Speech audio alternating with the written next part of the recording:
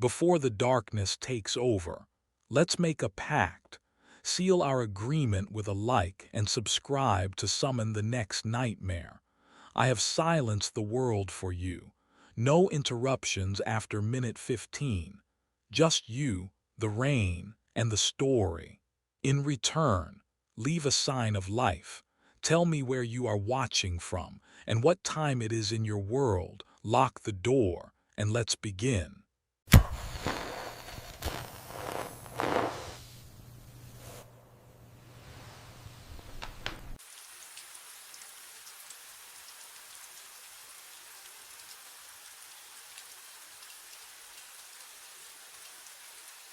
The waveform breathes when the booth is empty. I stand with my forehead pressed against the cold glass of booth C, watching the laptop screen glow in the darkness. 3 a.m. The peaks and valleys rise and fall in steady rhythm. Inhale, exhale, inhale. But there is no one inside, no microphone, no equipment running. Just that laptop sitting open on the floor recording something I cannot see. My hand trembles as I press my palm flat against the glass. The waveform spikes, sharp, immediate, like something exhaled hard against the other side. I jerk back. The smell hits me then, wet copper like pennies left in rain. The booth should smell like foam and plastic. It always smells like foam and plastic. But tonight it smells like old blood and condensation. Can you imagine standing there, knowing the door is locked from the inside? Knowing you are alone in a windowless studio at 3 in the morning and something is breathing where nothing should breathe. I check the door again. Locked. The bolt is thrown from within the booth. I watched the handle turn on its own 20 minutes ago. Watched it slide into place with a soft click that echoed through the empty mixing room.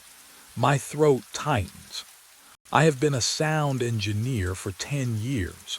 I know waveforms. I know silence. I know the difference between ambient noise and this. The laptop screen flickers. The waveform steadies into a new pattern. It is not random anymore. It is forming peaks at exact intervals, deliberate, controlled. And then I see it. The pattern spells something in the peaks and valleys, something I recognize from years of editing dialogue. It is spelling my name. But what I did not know yet was that it had been spelling names for decades. 4 weeks earlier, the job felt like a gift. Frank Delaney hired me on the spot. Overnight mixing shifts at Blackwood Audio Studios, 10 p.m. to 6 a.m., double rate. I needed the work, my landlord needed the rent, and the studio smelled like coffee grounds and old carpet, familiar and safe. The fluorescent lights hummed a steady 50 hertz tone. I could tune that out. My first night, I loaded a folk track into Pro Tools. Acoustic guitar, breathy female vocals, clean session. I adjusted the compression, added reverb, let the faders settle where they belonged. At 3 minutes and 33 seconds in, I heard it. A whisper. Underneath the vocal line. Faint. Almost not there. But I'd been mixing for 12 years. I knew every frequency, every harmonic. This didn't belong. I isolated the vocal track, played it back. Nothing. I checked the raw file. Silence where the whisper had been. But when I rendered the full mix again, there it was. A voice beneath the singer's breath, threading through the low mids like smoke. What it said made my hands go still on the faders. Alex. My name. Can you imagine hearing your own name in a file you didn't record? I replayed it 6 times, headphones pressed tight against my ears until the foam made them sweat. Same result. Same timestamp. 3:33 every time, but the raw tracks were clean, I'd stake my career on it. Therefore, the whisper only existed after I touched the mix. I told myself it was interference, radio bleed, a fluke. Then I mixed the second track. Different artist, different session, recorded months apart. I dragged the playhead forward, watching the time code.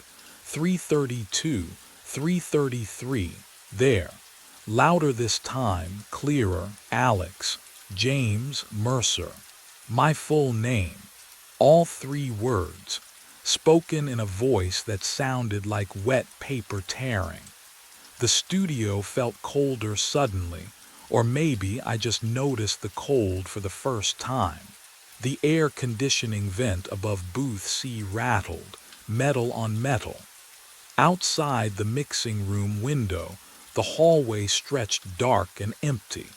No one else worked past midnight. Frank had mentioned that during my interview almost as an afterthought. You'll have the place to yourself. I thought that sounded perfect. Now the silence pressed against the soundproofing like something waiting. I checked the raw files again. Nothing. Checked the plugins, the routing, the input chains. Everything clean. But the render kept whispering my name at 3:33 like clockwork, like it knew exactly when I'd be listening. Why that timestamp? Why my full name, middle name included, when my contract only listed Alex Mercer? And that's when I realized whatever was speaking hadn't learned my name from any file I could see. I came in early the next evening, desperate for daylight conversation. The smell of burnt coffee and stale air hit me before I even reached the mixing room. Two engineers hunched over a tracking session, laughing at something on a phone screen. Hey, question, my voice sounded hoarse. You guys ever hear anomalies in the mixes? The taller one, Jason, I think, glanced up, barely interested. Like what? Hum, check your ground loops. No, not hum, like whispers. At specific timestamps. They exchanged a look, the kind of look that made my stomach tighten. Dude, you're working overnights. Jason grinned. You know how that messes with your head. Get some sleep. The other engineer already had his headphones back on. I tried Frank next. Found him in his office, door half open, sorting invoices under flickering fluorescent light. The hum was louder in there, constant, almost vibrating through my teeth. Frank, I need to ask you something. He didn't look up. Make it quick. I'm hearing interference, voice artifacts in every mix. Always at 3 minutes 33 seconds. His pen stopped, just for a second. Then he resumed writing. Electrical interference, he said flatly. Old building, I'll call someone. But it says I'll call someone Alex. The way he said my name made my skin crawl. Have you ever been dismissed so completely you wondered if you'd imagine the whole thing? I walked back through the hallway. Noticed the schedule pinned to the corkboard. Day shift. Evening shift. Then, nothing. No names after 10 p.m. except mine. I was the only one here overnight. 10 p.m. to 6 a.m. Alone in this windowless maze. Just me and the humming lights and the stale air that never moved. But what I didn't know yet was why no one else would take the night shift anymore, and what they'd all heard before they refused. I needed proof I wasn't losing my mind.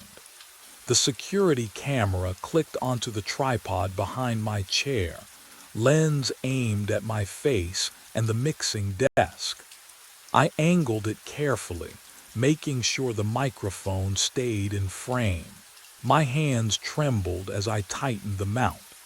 The fluorescent lights overhead hummed their constant electric drone, and the stale air tasted metallic on my tongue. I pressed record at 10:47 p.m. The mix session felt endless. Every minute crawled. I kept glancing at the camera's tiny red light, knowing it watched me, knowing I'd see the truth later. At 3 minutes 33 seconds into the track, I held my breath, listening for the whisper beneath the vocals. There it was, faint, cold, saying my full name, Alex James Mercer. I felt nothing. No urge to speak. No movement I wasn't controlling. But what the playback showed made my stomach drop through the floor. I watched myself on the laptop screen at 11:32 p.m. There I was, hunched over the desk, adjusting levels. The timestamp hit 3:33. On screen, my hands stopped, just froze mid-gesture. My head lifted slowly, mechanically, eyes wide open but completely blank, like someone had scooped out everything behind them and left only glass. I leaned forward, toward the microphone. My lips moved. The audio captured it perfectly, a whisper in my own voice, cold and hollow. Alex James Mercer. Have you ever watched yourself do something you have zero memory of doing? It's like staring at a stranger wearing your face. My hands shook so badly I could barely pause the video. I shoved back from the desk, and the drawer handle was ice cold against my palm as I yanked it open, searching for anything.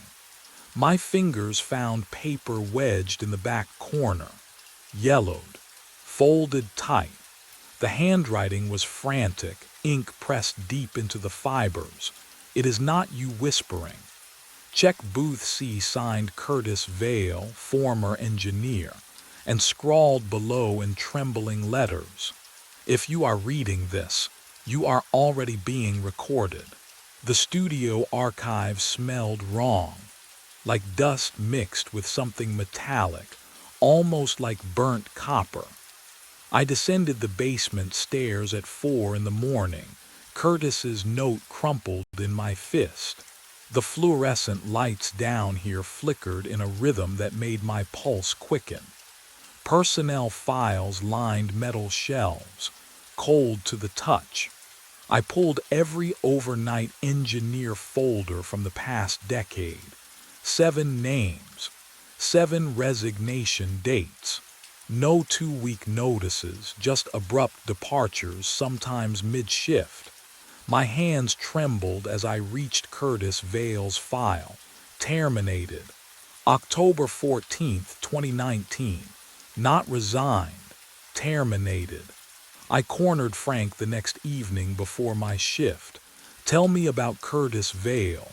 His jaw tightened. That's not. We don't discuss former employees. Why not? Drop it, Alex. He turned away, but I saw his hand shake as he reached for the door. So I went back down. The hard drive sat in plastic bins labeled by year. I found 2019 and hauled it to the mixing room. My laptop whirred as I searched Curtis's session files. There, his final mix. Dated October 13th, 2019. The night before his termination. I loaded it, pressed play. At 3 minutes and 33 seconds, his voice emerged beneath the track. Calm, hollow. 472 Burnside Street. August 9th, 1990. October 14th, 2019. His address, his birthday, and a date.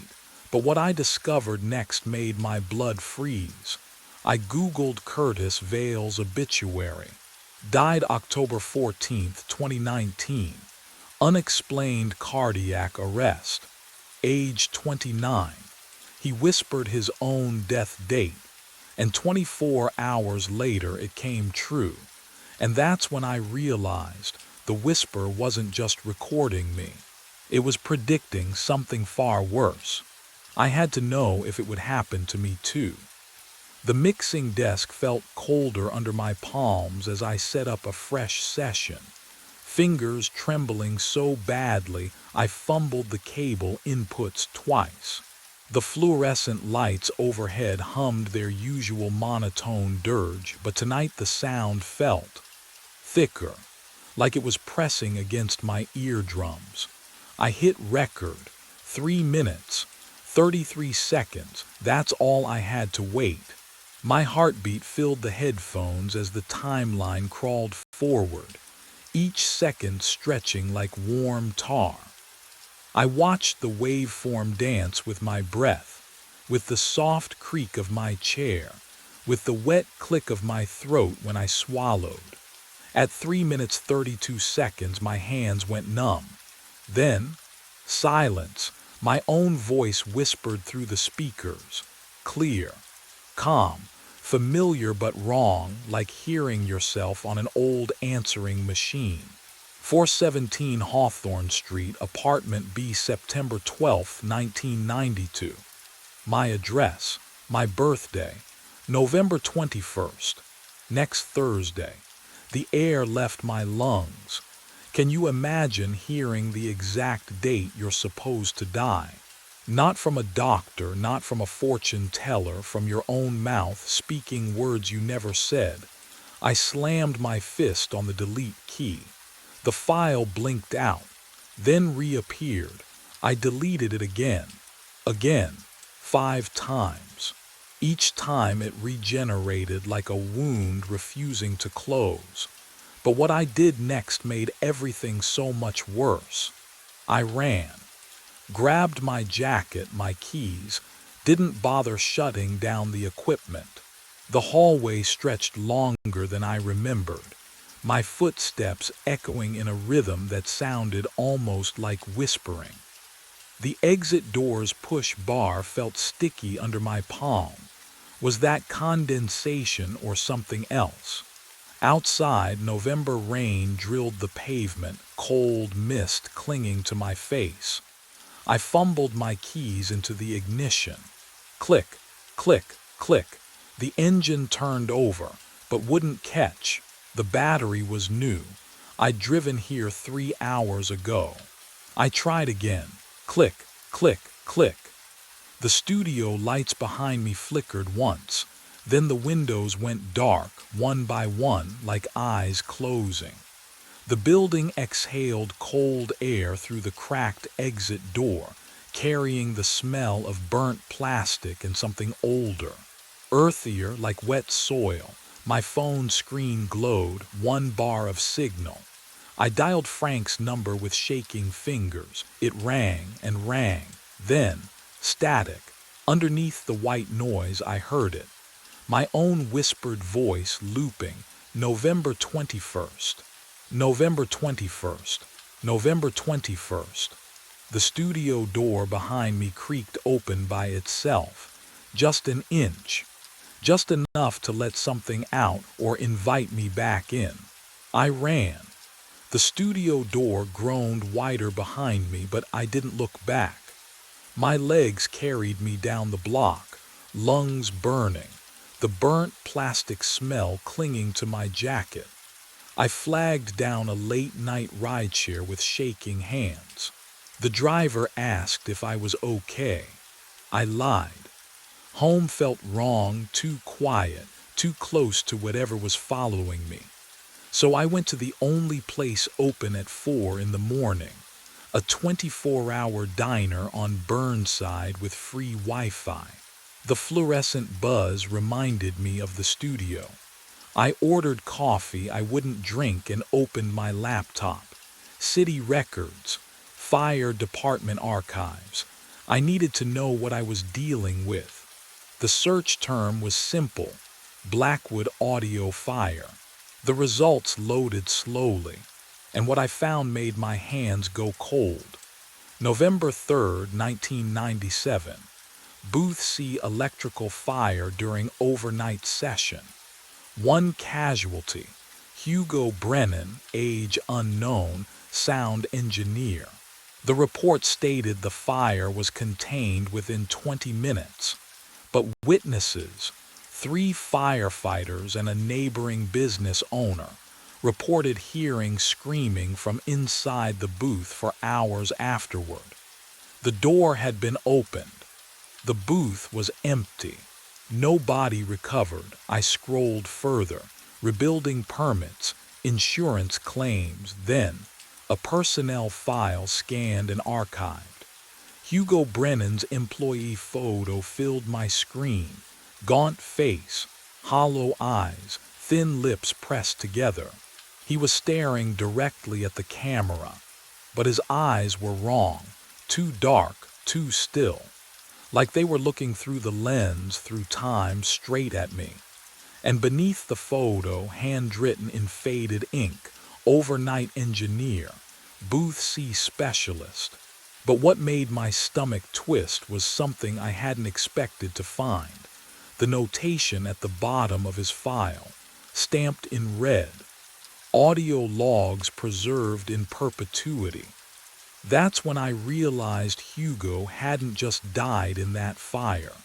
I drove back to Blackwood at 2 in the morning. The studio sat dark and empty, fluorescent lights humming their usual dirge.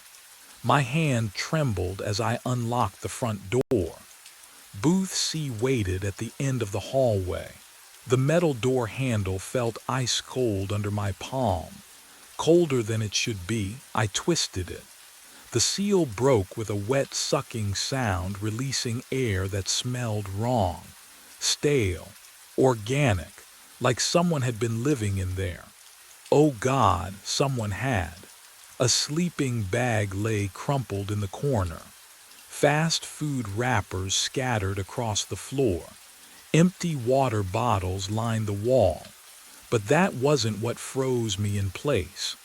A laptop sat open on a makeshift desk, 2 milk crates and a plank. The screen glowed pale blue in the darkness. Audio software running, recording live. I stepped closer.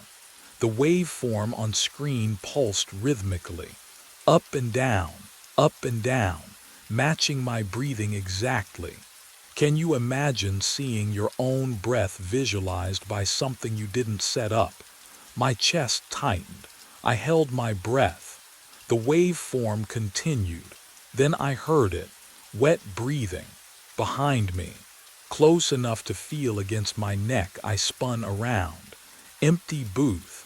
Just me and the sleeping bag and the smell of old sweat.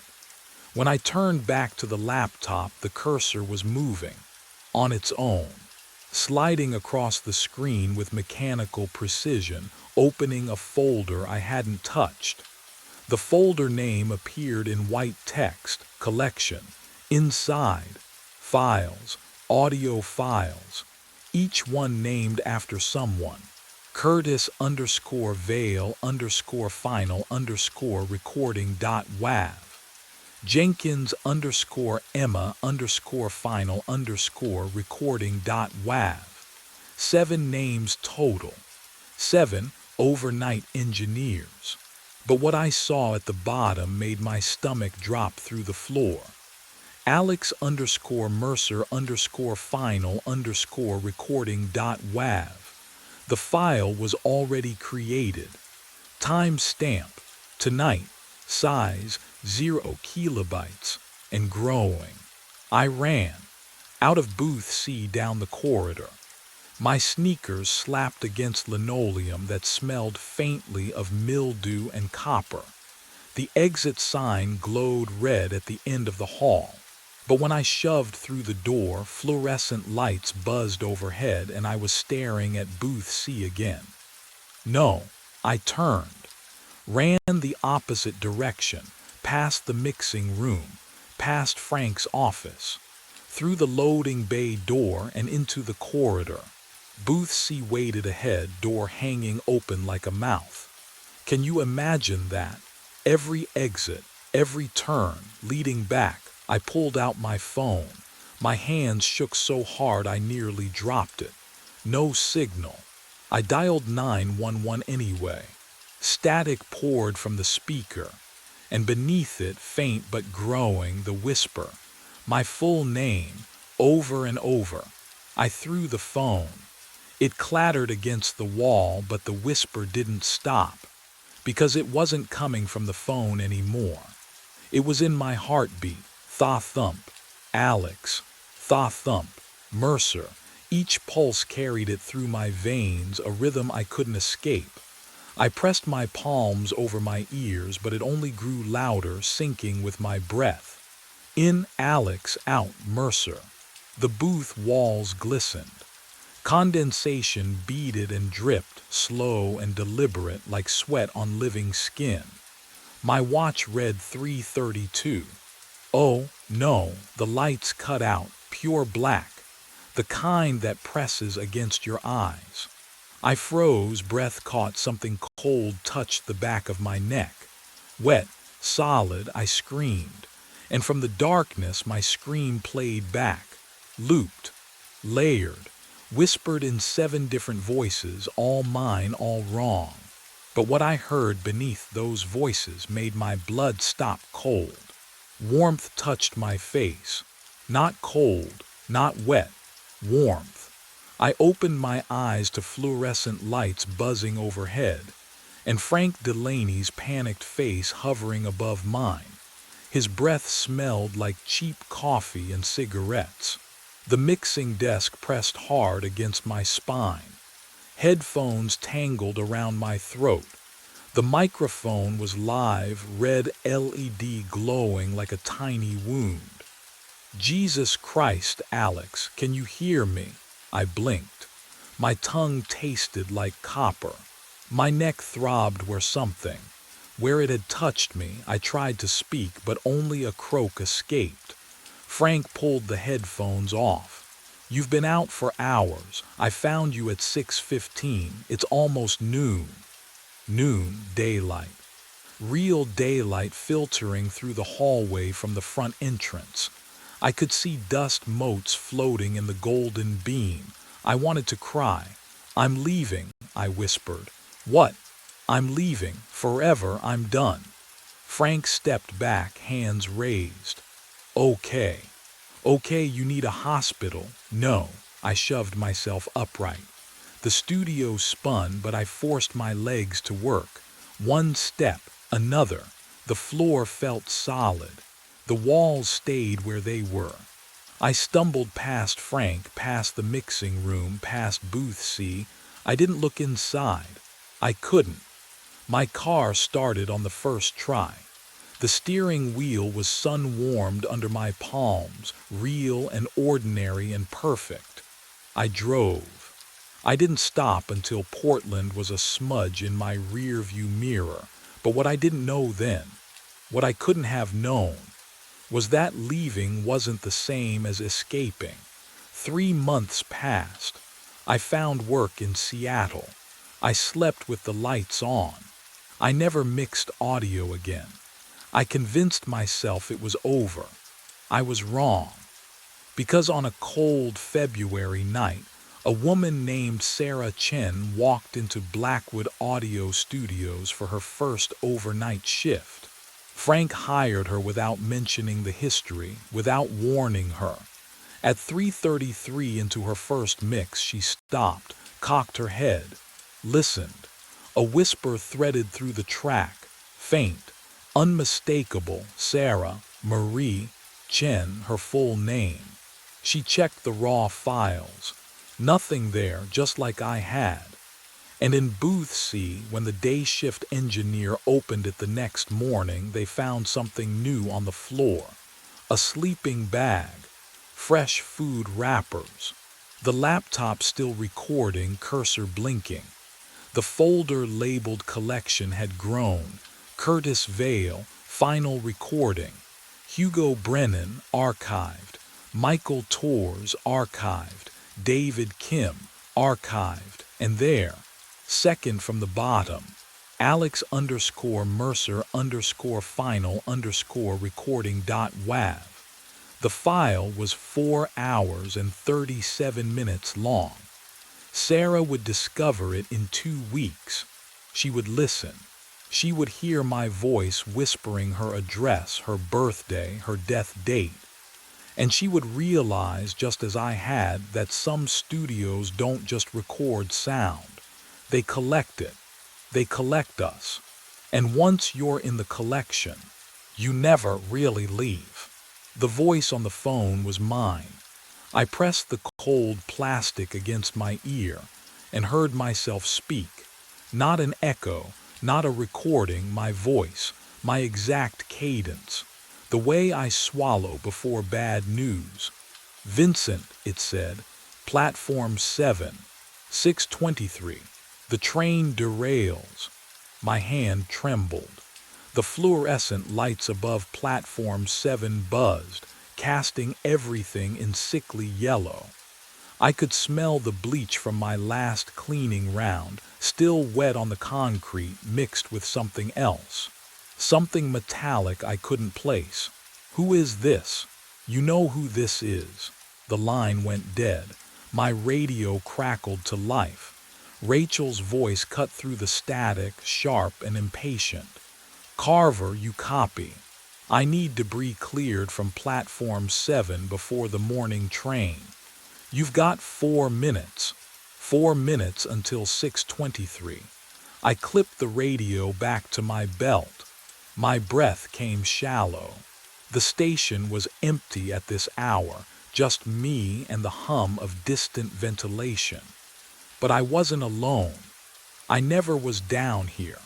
What I didn't know then was that this call would be the first of many. I walked toward platform 7, my boots echoing in the maintenance tunnel. Each step felt heavier than the last. The emergency lighting cast long shadows that seemed to move wrong, delayed, like they were following something else. That's when I saw it. A phone lying on the platform edge, screen glowing, ringing. I stepped closer. The sound pierced the silence, shrill and insistent. I bent down. "Read the caller ID." It said me, and the timestamp showed 6:19 a.m., exactly now. But the call had come in 4 minutes ago. My mind raced back to 5 nights earlier, when I first found it. 3 in the morning, platform 7. The fluorescent lights buzzed overhead like dying insects, casting everything in that sickly yellow glow that made even my own hands look corpse-pale. Cold down there, always cold even though it was June. I dragged my mop across the concrete, the bleach smell sharp in my nostrils, burning the back of my throat. That's when I saw it. A phone, just lying there on the platform edge. I set the mop against the wall, picked it up. The screen was still bright, fully charged. My thumb hovered over the power button, but the display lit up on its own. 1 missed call. Caller ID, ME. I blinked, squinted at the timestamp. 9:14 a.m., 6 hours ahead. Some drunk passenger must have messed with the settings before dropping it. That's what I told myself. That's what made sense. But here's what didn't make sense. What I didn't tell anyone. The phone was warm. Not room temperature. Warm. Like someone had just been holding it. The platform was empty. Had been empty for an hour. I turned it in to Brian at Lost and Found that morning, made some joke about passengers who couldn't hold their liquor. He tossed it in a cardboard box without even logging it, sloppy as always. I went home, slept, came back the next night. 3 a.m., platform 7, I started my sweep. And there it was again, same phone, same spot. Same impossible glow in the darkness. I stopped breathing. The mop clattered to the floor, the sound echoing down the empty tunnel like a gunshot. Because this time I noticed something else. The missed call timestamp had changed. and what it showed made my blood run cold. I spent my lunch break in the archive room. The basement smelled like mildew and forgotten paperwork. Fluorescent lights hummed overhead, flickering every few seconds. I pulled the Platform 7 incident reports going back 40 years. My hands shook as I turned pages. The paper felt brittle, cold. 3 derailments, all on Platform 7. October 5, 1984. 6:23 a.m. Track debris. June 12, 2002. 6:23 a.m. Track debris. March 9, 2015. 6:23 a.m. Track debris. The same time every single time. I wiped sweat from my forehead despite the chill. Can you imagine finding a pattern like that? Coincidence doesn't repeat with that kind of precision. I flipped through maintenance logs looking for what? I didn't know. Proof that I wasn't losing my mind, maybe. But what I found instead made everything worse. A log from 9 years ago. Routine cleaning schedule. Night shift assignments. I scanned the signatures at the bottom of each page. Different names, different handwriting. Then I stopped. My signature not similar, not close, exact. The way I looped the V in Vincent. The way I crossed my T's too high. My employee number beneath it. I never worked here 9 years ago. I was still married then, still living upstate. I didn't even move to the city until 6 years ago. My finger traced the ink. It didn't smudge. Wasn't a photocopy. Original pen. Original pressure marks on the paper. I checked the date again. Checked my own signature again. The archive room suddenly felt smaller. The lights buzzed louder. My breath came in short gasps. If I signed that log 9 years ago, then where was I? And what else had I forgotten? I called in sick for the first time in 3 years. Rachel's voice on the phone was sharp, skeptical. "You sound fine to me, Carver." "Stomach thing," I lied, staring at my reflection in the bathroom mirror. The fluorescent bulb overhead flickered once, twice. "I can't make it tonight," she sighed. "Fine, but I need documentation if this becomes a pattern. A pattern, if only she knew. I locked every door in my apartment, checked the windows, drew the blinds. At midnight, I sat on my couch with the lights on, watching infomercials with the volume turned up. The normalcy felt like a lifeline. People selling cookware. People buying things they didn't need. A world where time moved forward. At 2 a.m. the lights flickered. Not like before. This was different, slower, deliberate. The bulbs dimmed to amber, then surged back to white. The hum of electricity became a pulse. I stood, heart hammering against my ribs. The subway rumble started beneath my feet. Have you ever felt something that shouldn't exist? A vibration traveling through 6 floors of concrete and steel, climbing up through the foundation, rattling the coffee mug on my table. My building isn't near the subway. The nearest line runs 4 blocks east. The rumble grew louder. My phone rang. I looked at the screen. Caller ID, ME. My thumb hovered over the red button. I could answer. I could ignore it. What would you do? The ringing filled my apartment, too loud, too sharp, each tone drilling into my skull like a warning I couldn't decode. I didn't answer. The ringing stopped. The rumble stopped. The lights steadied. Silence wrapped around me like cold water, and for one desperate moment I thought I'd won. I was wrong. At 3 a.m. I opened my eyes. Cold air bit my exposed skin. The smell of bleach and damp concrete filled my lungs. Overhead, fluorescent lights buzzed in their familiar rhythm. My fingers gripped something solid, the handle of my cleaning cart. I stood on platform 7, holding my supplies, my uniform still on, my shoes still laced. I had no memory of leaving home, but what I found in my pocket would make me wish I'd answered that call. My hand found it before my mind did. The phone, smooth glass against my palm, still warm, still charged. I pulled it from my pocket under the flickering lights of platform 7 and something inside me snapped. The custodial office was empty at 3:15 in the morning. I grabbed the hammer from the tool cabinet, laid the phone on the concrete floor, raised the hammer high. The first strike sent cracks spiderwebbing across the screen. The sound echoed off metal lockers, sharp, final. I hit it again, again.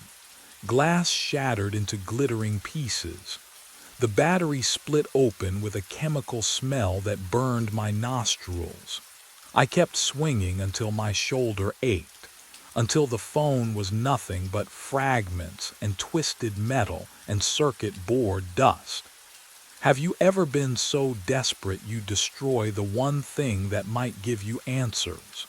I scooped the pieces into a trash bag, walked to the compactor behind the maintenance room. The machine groaned as it swallowed the bag. I watched through the small window as the crusher descended. Metal grinding against metal, a sound like bones breaking. The bag compressed into a flat, unrecognizable disc. I exhaled for what felt like the first time in hours. The rest of my shift passed in a haze of normalcy I hadn't felt in days. I mopped platform 4, restocked paper towels in the restrooms. Rachel's voice crackled over the radio at 5:30, asking about supply inventory. I answered with steady words, professional, grounded. At 6 a.m., I did my final sweep of platform 7, but what I found there would prove that some things refuse to stay broken. The phone sat on the bench, same spot as always. Screen intact, not a scratch. I picked it up with trembling fingers. Cold, impossibly cold, like it had been in a freezer, not freshly charged. I turned it over. One missed call. Caller ID, ME. The timestamp had changed. It no longer read 6 hours ahead. It read 6:23 tomorrow. I stood there, staring at the phone in my hand. The timestamp glowed. 6:23 tomorrow, not 6 hours ahead anymore. You look different. The voice came from behind me, rough, like gravel scraped over concrete. I spun around. The homeless man stood 5 feet away. Jerry, I think someone had called him once. He smelled like old newspapers and rain-soaked wool. Different haircut, he said. His eyes didn't blink. But same face. Same name tag. My throat tightened. I don't. Vincent Carver. He pronounced each syllable carefully like he'd practiced. I remember you. The platform felt colder. Have you ever had someone look at you like they've seen your ghost? That's how Jerry stared. Not at me, through me. You don't know me, I said. I do. He stepped closer. His breath came in short, wheezing bursts. Seen you die 4 times now, always here. Always platform 7. He pointed one yellowed fingernail at the ground beneath our feet. Always at 6:23. My pulse hammered in my ears. The phone grew heavy in my palm. You're confused, I said. I've never, you have. Jerry reached into his coat. The fabric rustled. He pulled out a notebook, small, spiral-bound, the cover warped from moisture. He opened it with trembling hands. The pages were filled with dates, hundreds of them, all handwritten in cramped, desperate letters, all circled in red ink. But what I saw next made my knees buckle. Every single date was the same month, the same day, the same year, today's date. And beside each one in Jerry's shaking scrawl were two words repeated over and over: he died. He died. He died. How many times? Jerry's voice cracked. How many times are you going to let it happen? I could change it. If I couldn't escape the loop, maybe I could break it from the inside. The maintenance tunnels smelled like rust and old grease as I descended the access ladder near platform 7. My flashlight beam cut through the darkness, finding the track switch mechanism. A metal box bolted to the tunnel wall, wires snaking into the concrete like veins. I yanked the manual override lever. Hard. The metal groaned, then clicked. The switch indicator light shifted from green to amber. Platform 7 was now disconnected from the 6:23 train route. Back in the custodial office, I filled out Form 412B with trembling hands. Track obstruction, structural concerns, recommend reroute until inspection complete. I checked every box that would force a delay. At 4:47 a.m. I radioed Rachel. Carver to supervisor. I need to file an emergency maintenance report. Her response came through laced with static. This better be legitimate, Vincent. Platform 7. Track switch shows signs of metal fatigue. Could be dangerous. Silence. Then, fine. I'll reschedule the 6:23 to 7 a.m. You're doing the inspection yourself tomorrow. I exhaled. For the first time in days, my chest didn't feel like it was being crushed. But the relief wouldn't last long. At 6:22 a.m., I stood on platform 4 watching the clock. 1 minute until the moment I always died. The station felt too quiet, too still. Then I heard it, a sharp metallic click echoing from the tunnels below. The same sound the track switch had made when I pulled it, only in reverse.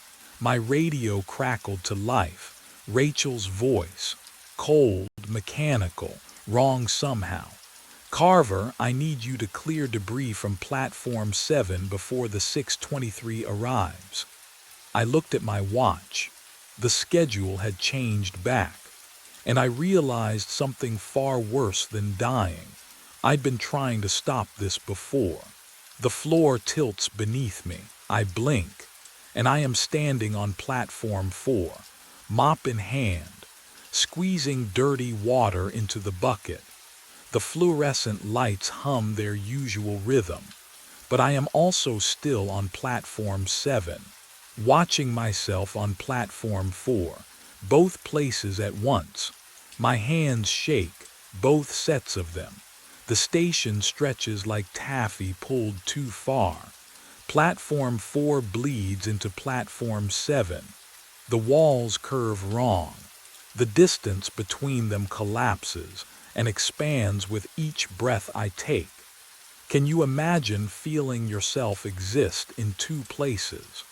Watching your own back while also being that person who doesn't know he's watched. I see myself walking toward the lost and found room. Yesterday, or last week, time has lost its edges. Brian takes the phone from my hand. I watch it happen. I am handing it to him. His bored expression. The way he tosses it into a cardboard box without looking. But what I witnessed next shattered everything I thought I understood about the loop. I am answering the phone now. On platform 7. My own voice crackling through the speaker, warning about the derailment. I watch my face go pale. I feel my face go pale, the same moment, different nights, all nights. The smell hits me, burning metal, acrid and sharp, coating my throat. The derailment, I hear it screeching. Twisting steel, screams that echo from nowhere and everywhere. The sound doesn't come from ahead of me. It comes from inside the walls, from beneath the tiles, from yesterday and tomorrow. It has already happened. It is always happening.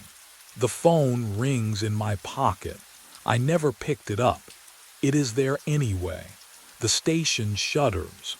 Every loop plays at once, stacked on top of each other like transparencies held to light. And then I see what Jerry meant when he said he watched me die. Reality snapped back. One point in time, one body, 6:22 a.m., platform 7. The fluorescent lights above me buzzed their usual sickly hum. Cold air pressed against my face, carrying the metallic taste of brake dust and old rust. My boots stood rooted to cracked tile. I was here, just here, not fragmented across platforms or looping through memories. Solid, present. The phone buzzed in my right pocket. I froze. My hand had been empty seconds ago, minutes ago. I couldn't remember picking it up. I never picked it up. The weight pressed against my thigh anyway, vibrating in steady pulses. Ring, ring, ring. Through the tunnel ahead, a distant rumble grew louder. The 6:23 Express. I felt it through the soles of my feet, that familiar tremor climbing up my legs, rattling my spine. Rachel's voice exploded from my radio. Vincent, debris on 7. Clear it now or we delay the whole goddamn morning rush, static crackled. Her words distorted, repeated. Clear it now, clear it now. The debris sat 15 feet ahead. Metal brackets, coiled wire. The same pile I'd seen for. How many loops? How many times had I walked toward it, bent down, cleared it away? But I didn't know which choice would break the cycle. The train's headlight appeared in the tunnel mouth, a white eye growing brighter. The rails began to sing, that high-pitched metal whine building toward 6:23. 1 minute, 60 seconds. 3 paths stretched before me like branches splitting. I could board the train, throw myself into its path or through its doors, force something different. I could clear the debris, do my job, follow protocol, let the loop continue. Or I could run, leave the phone behind, abandon the platform, escape whatever held me here.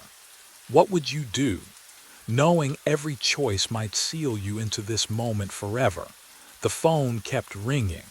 My own voice waited on the other end, warning me, or lying to me. I didn't know anymore which version of myself to trust. The train was 30 seconds away. The platform trembled. Rachel's static voice repeated clearance demands. My hand hovered near my pocket, near the debris, near the stairwell leading up and out. And that's when I realized the truth. Whatever choice I made at 6:23 had already been made, was always being made, would never stop being made. I reached forward. I pulled the phone from my pocket. The screen glowed against the darkness.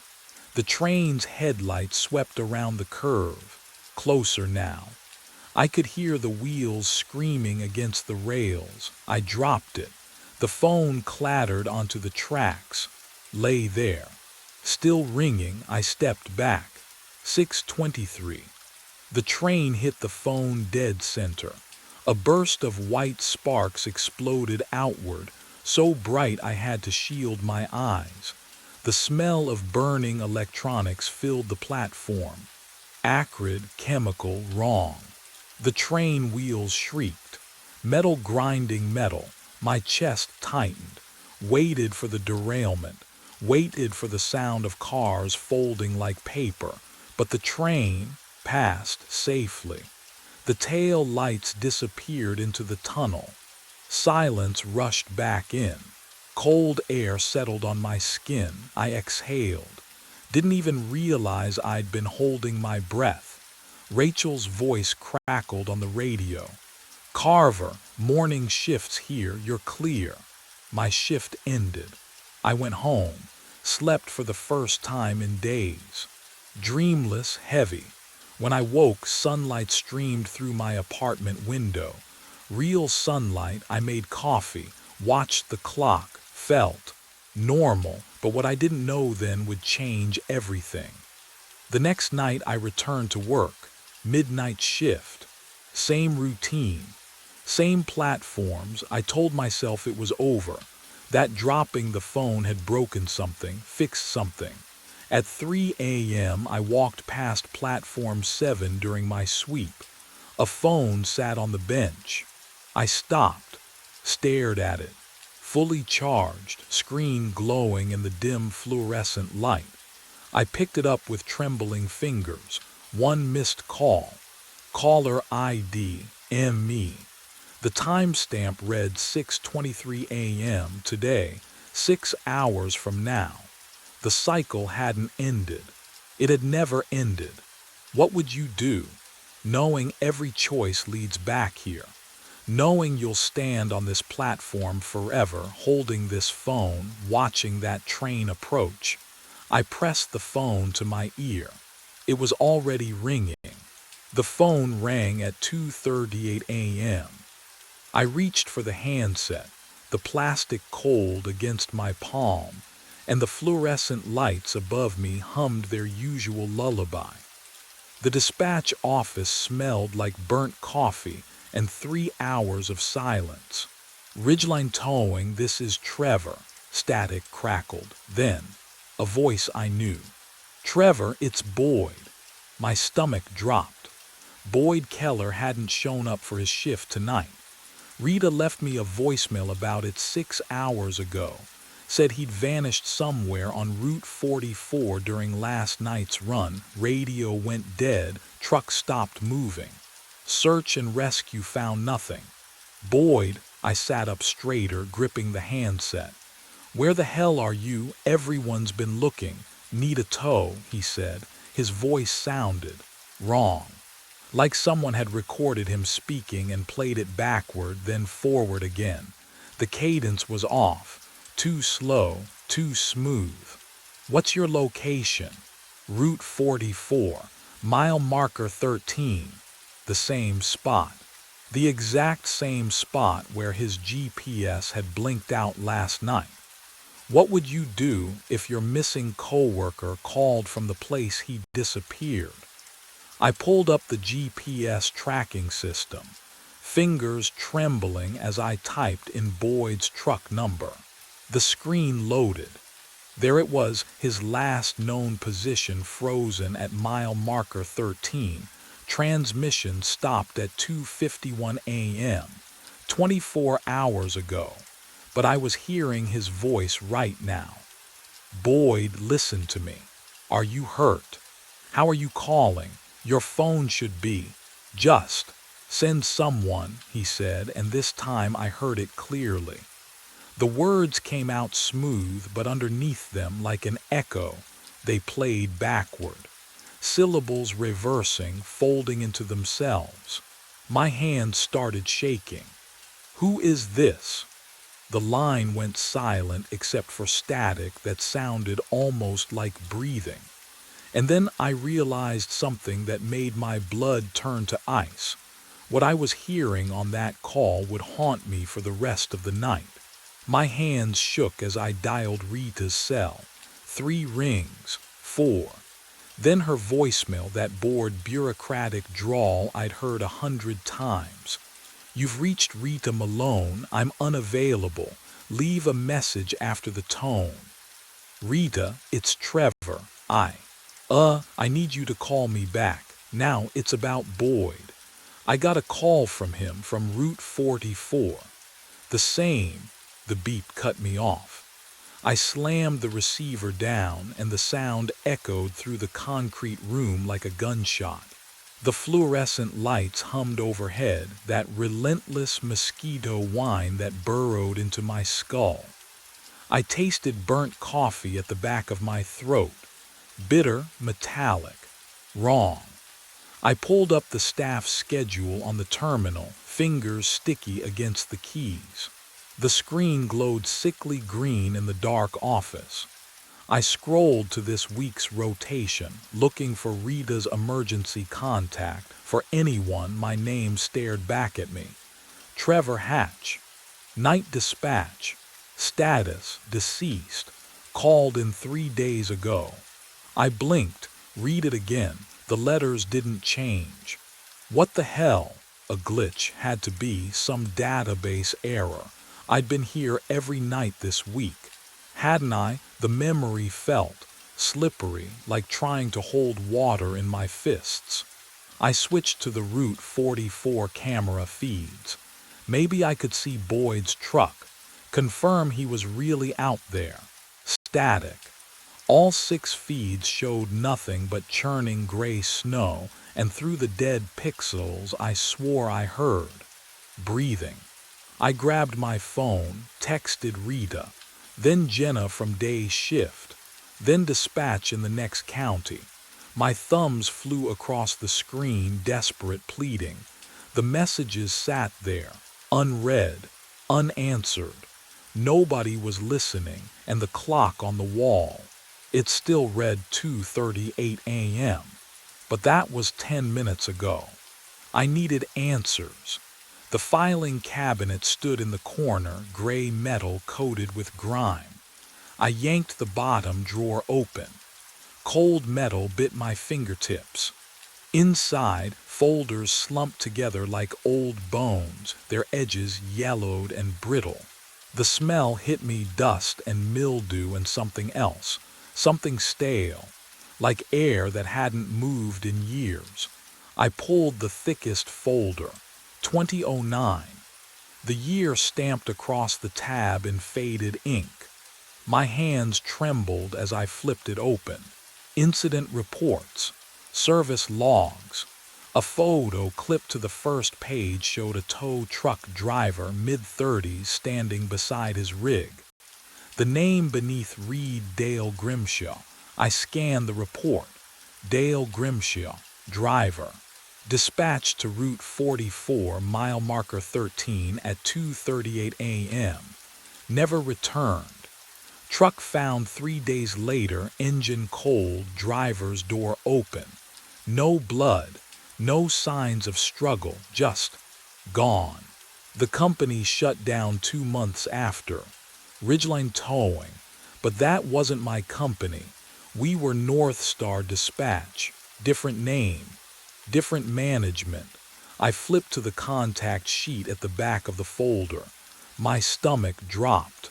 The dispatch number listed was identical to the one printed on my console. The exact same 10 digits I answered calls on every night.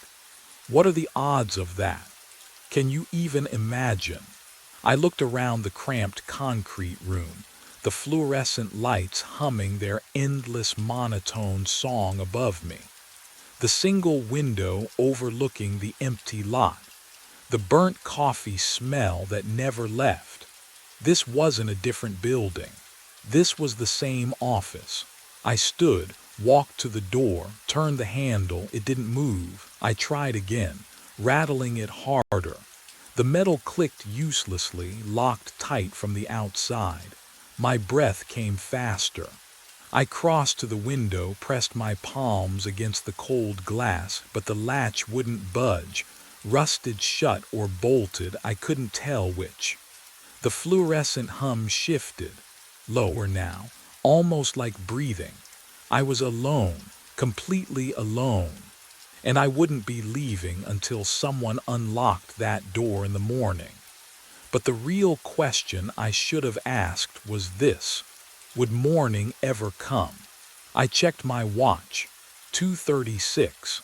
The air in the dispatch office had gone still, thick with the smell of old concrete and something else I couldn't name.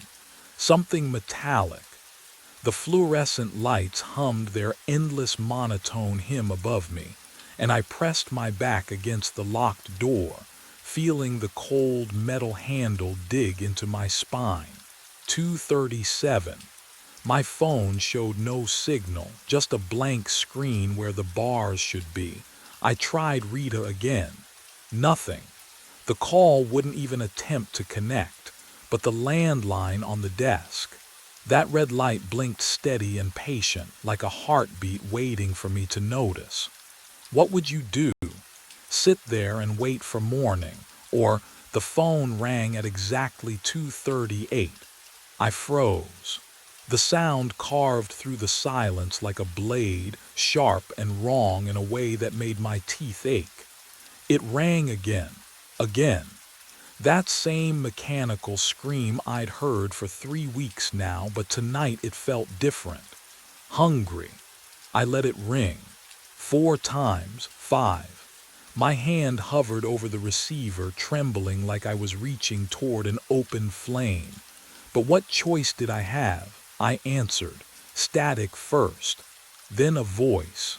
Slow, deliberate, stretched thin like old tape played at the wrong speed. I've been waiting, my breath caught.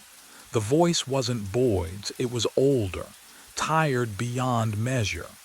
You sent help, the voice continued, each word separated by too much silence. It never came, Dale Grimshaw.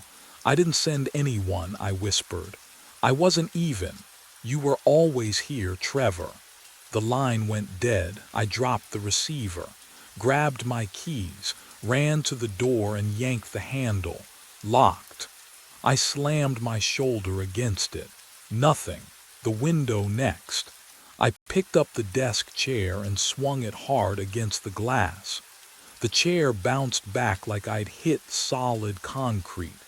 The window didn't even vibrate. The landline rang again, and I realized morning shift wasn't going to save me.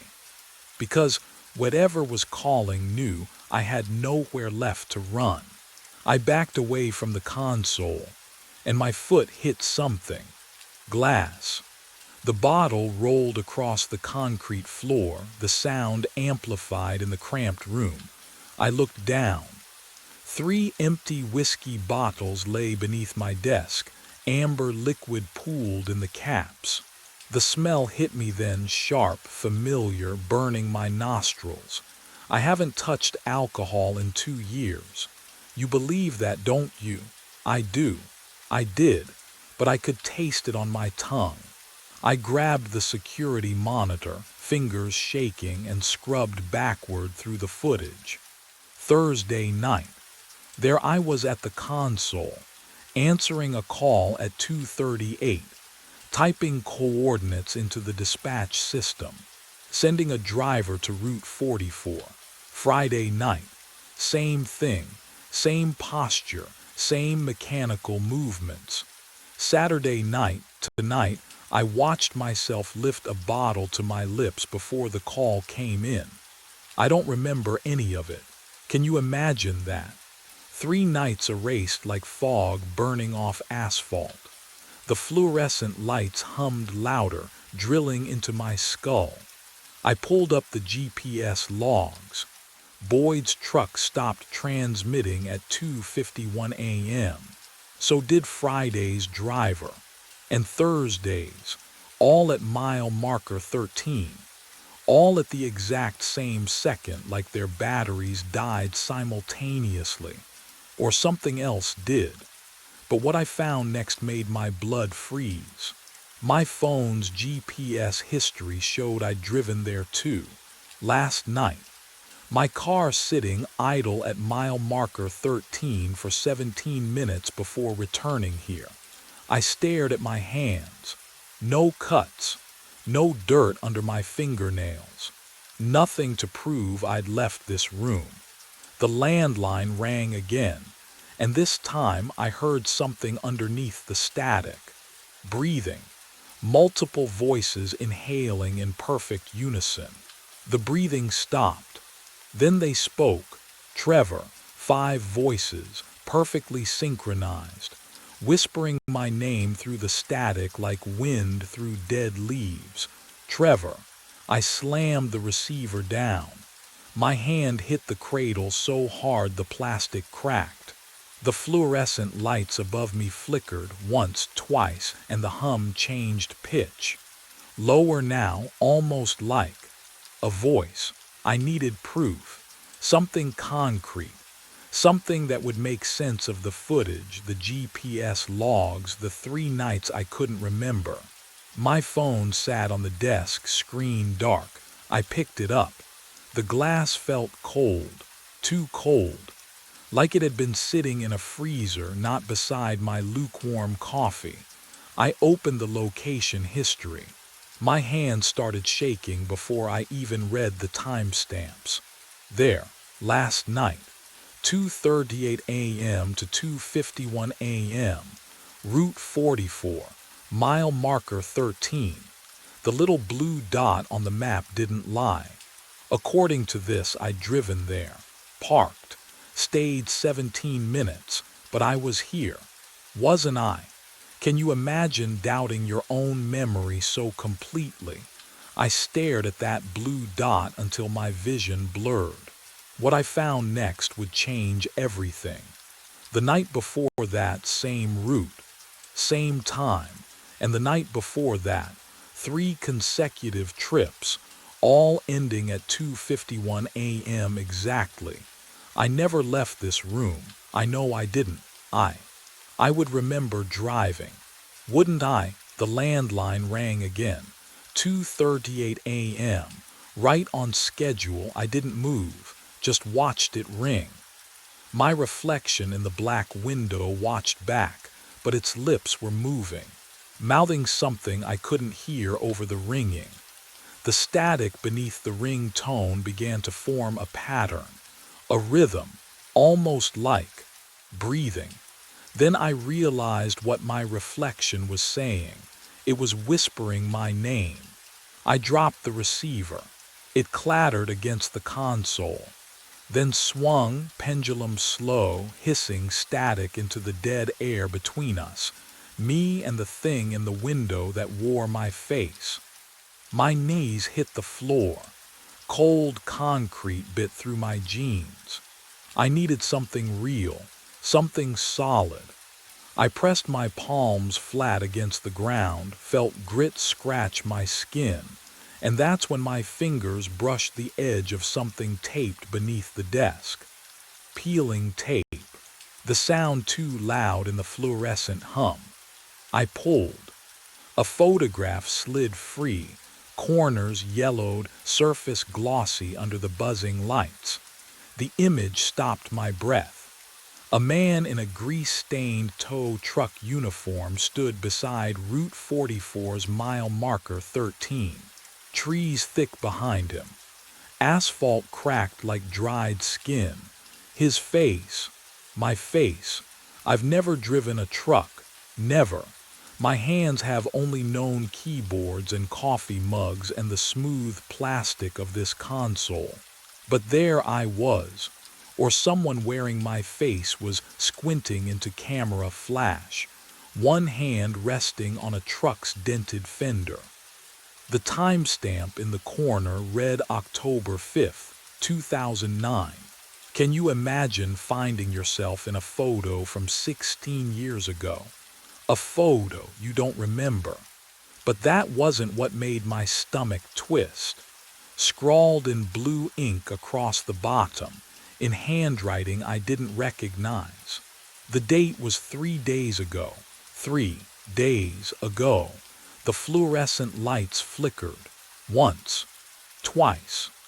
The window glass reflected them back at me, and in that strobing darkness I saw my reflection turn its head, independent of my body, and mouth 2 words I felt rather than heard.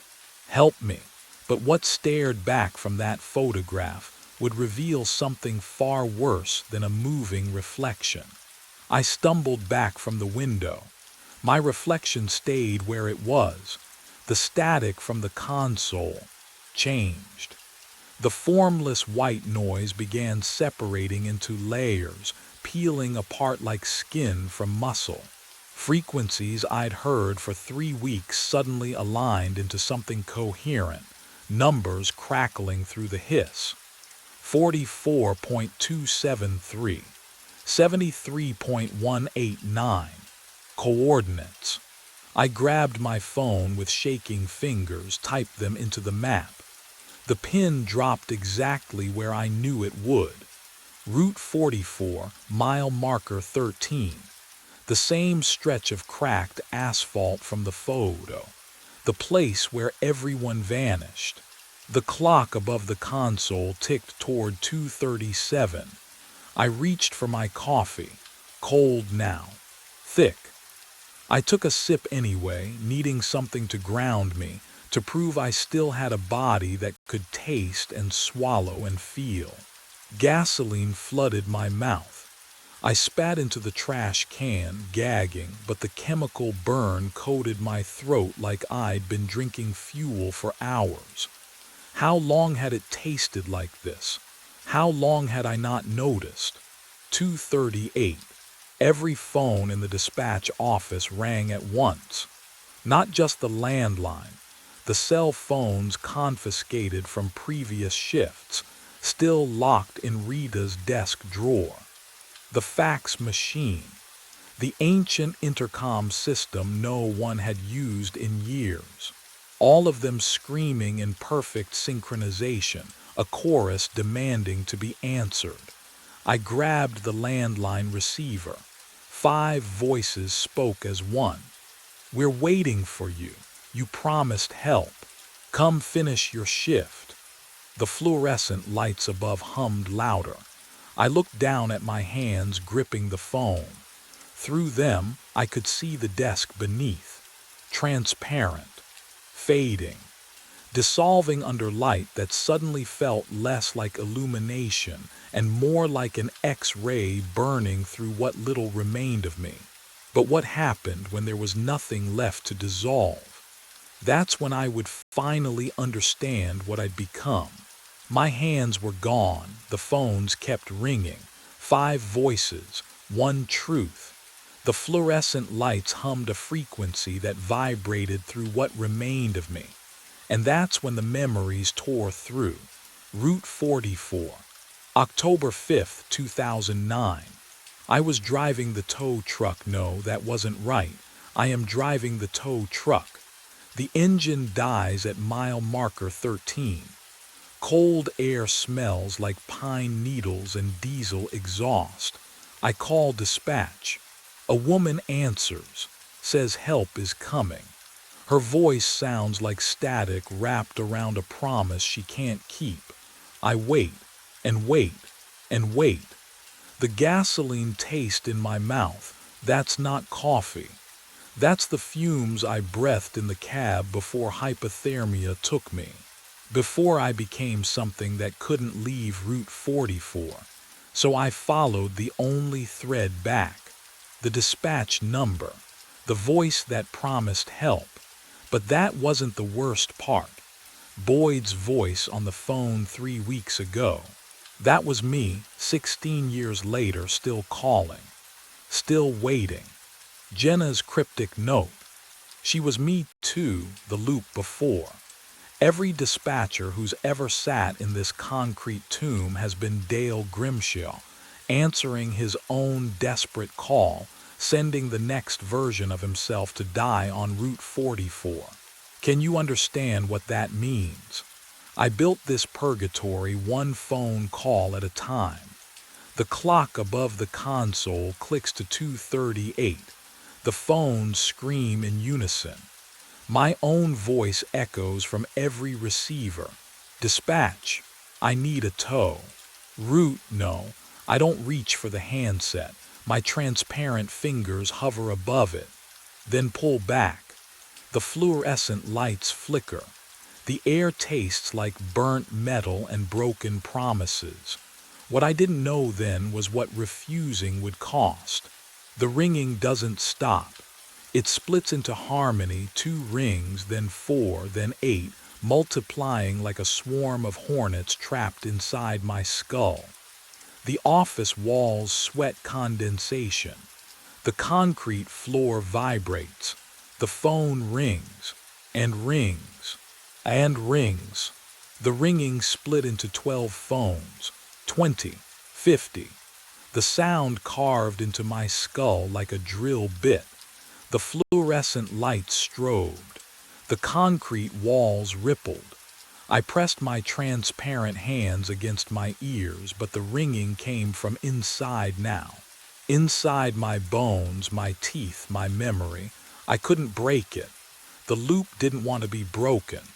My hand reached for the phone, not my choice anymore. The receiver was ice against my ear, or was it? Could I even feel cold if I'd been dead for 16 years? Silence, static, then a voice, my voice. Dispatch, younger, confused, scared. I need a tow, Route 44, mile marker 13, my truck it died. Everything died. I opened my mouth.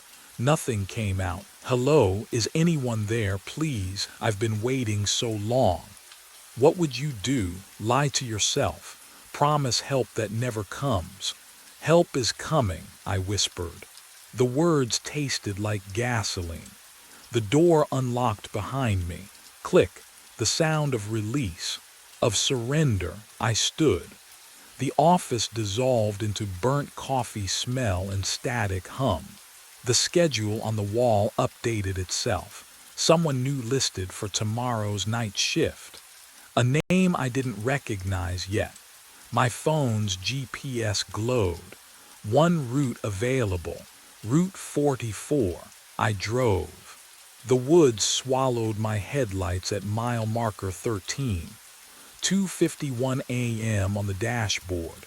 The engine coughed, sputtered, died. I sat in the silence. And then I understood.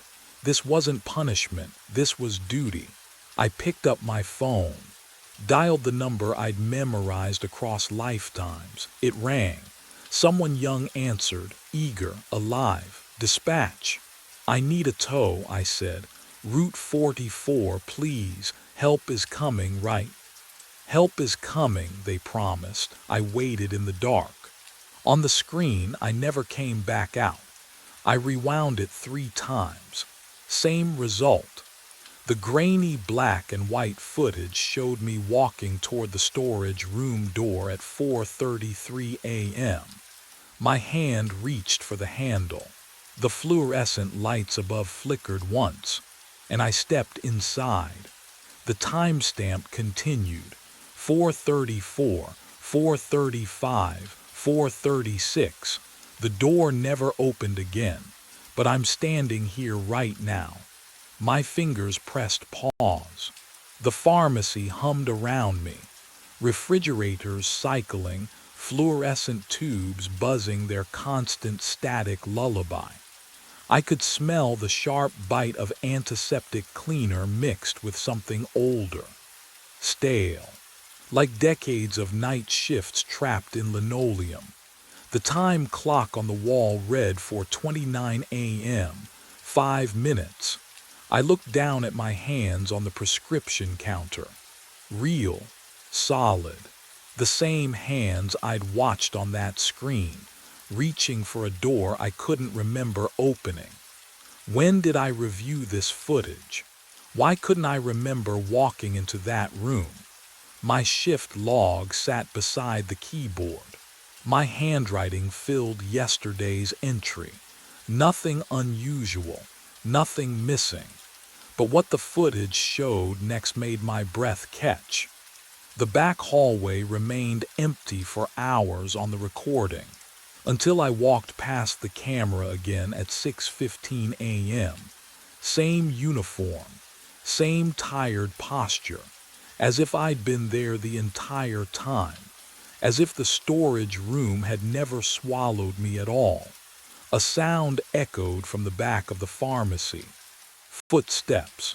Slow, deliberate, coming from the storage room. My hands started to tremble.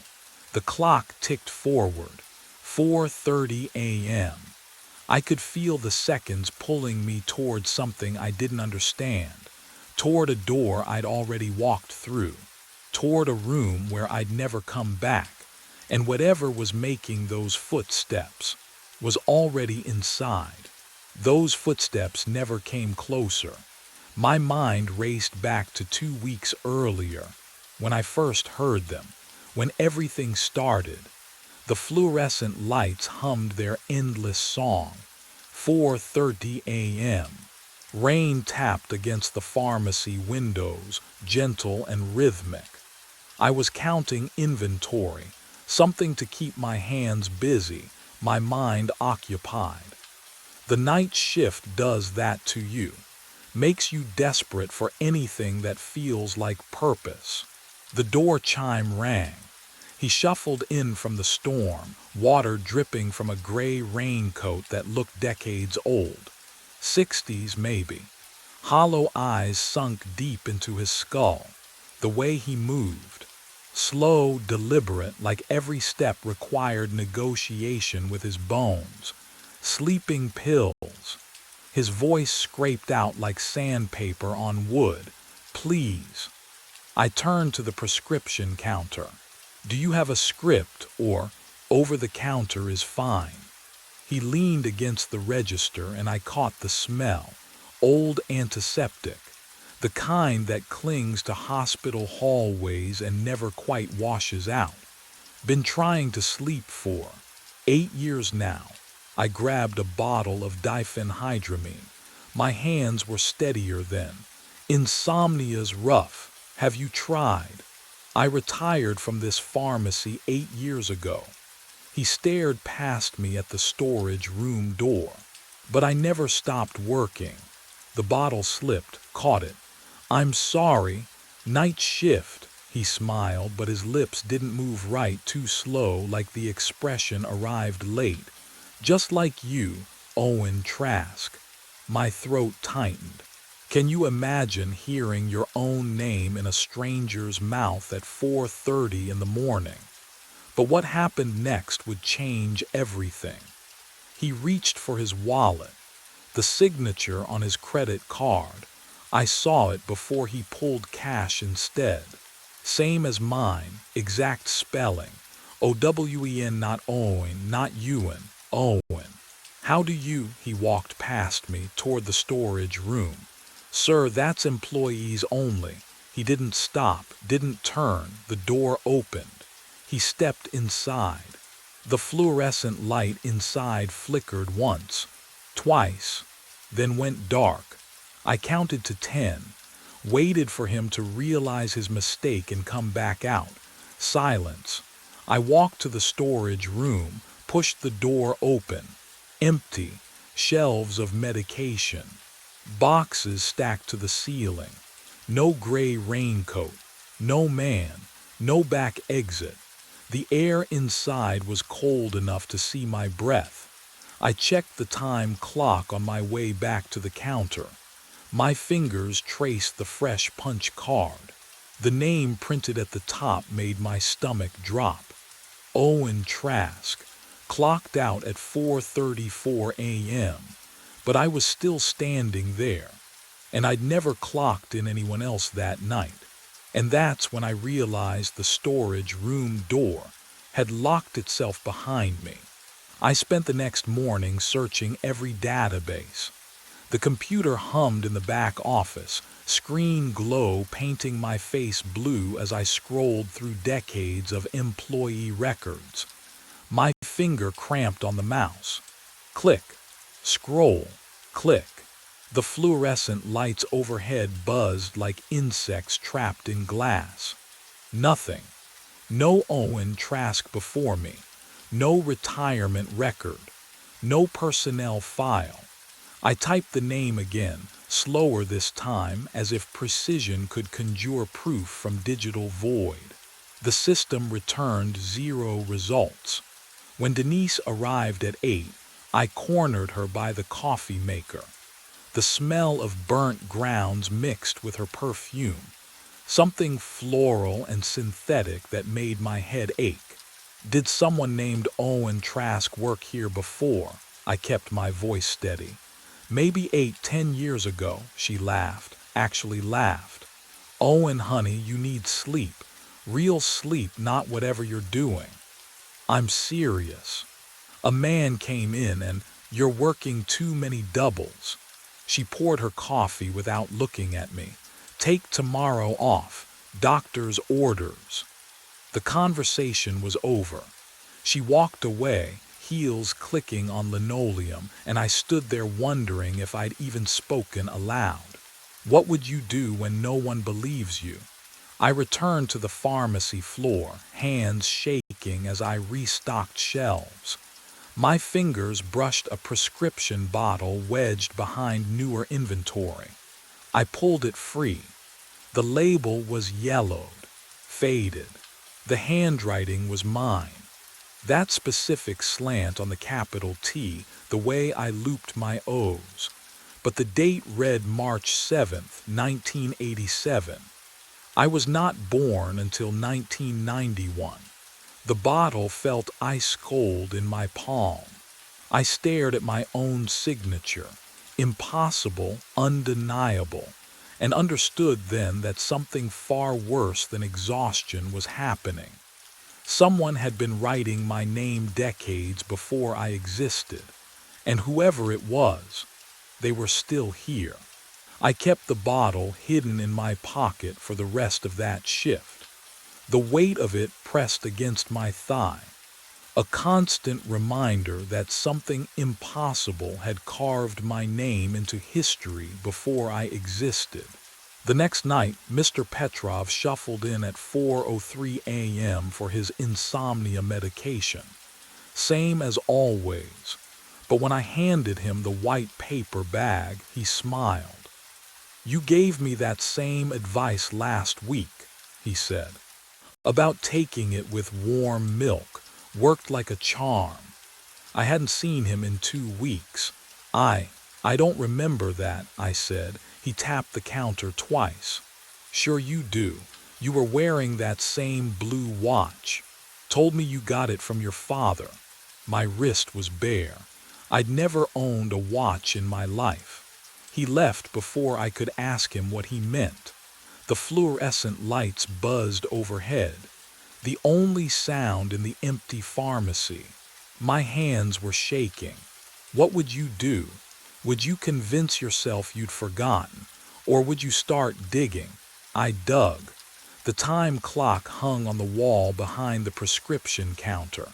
I pulled the drawer beneath it, rifling through weeks of punch cards.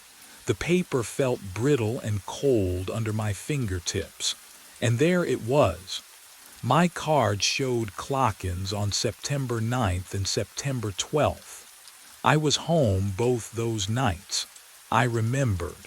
I'd called in sick with a migraine, but the proof contradicted my memory. What I found in the security footage room would unravel me completely. The monitor cast a pale glow across my face as I scrolled backward through hours of recordings, night after night of empty aisles and flickering lights. The timestamp ticked in the corner, 4:28, 4:29, 4:30, 4:31, 4:32, 4:33. Then, nothing, static. A gap lasting exactly 60 seconds. When the feed resumed at 4:34, the storage room door stood open, but I never came back out. I checked another night.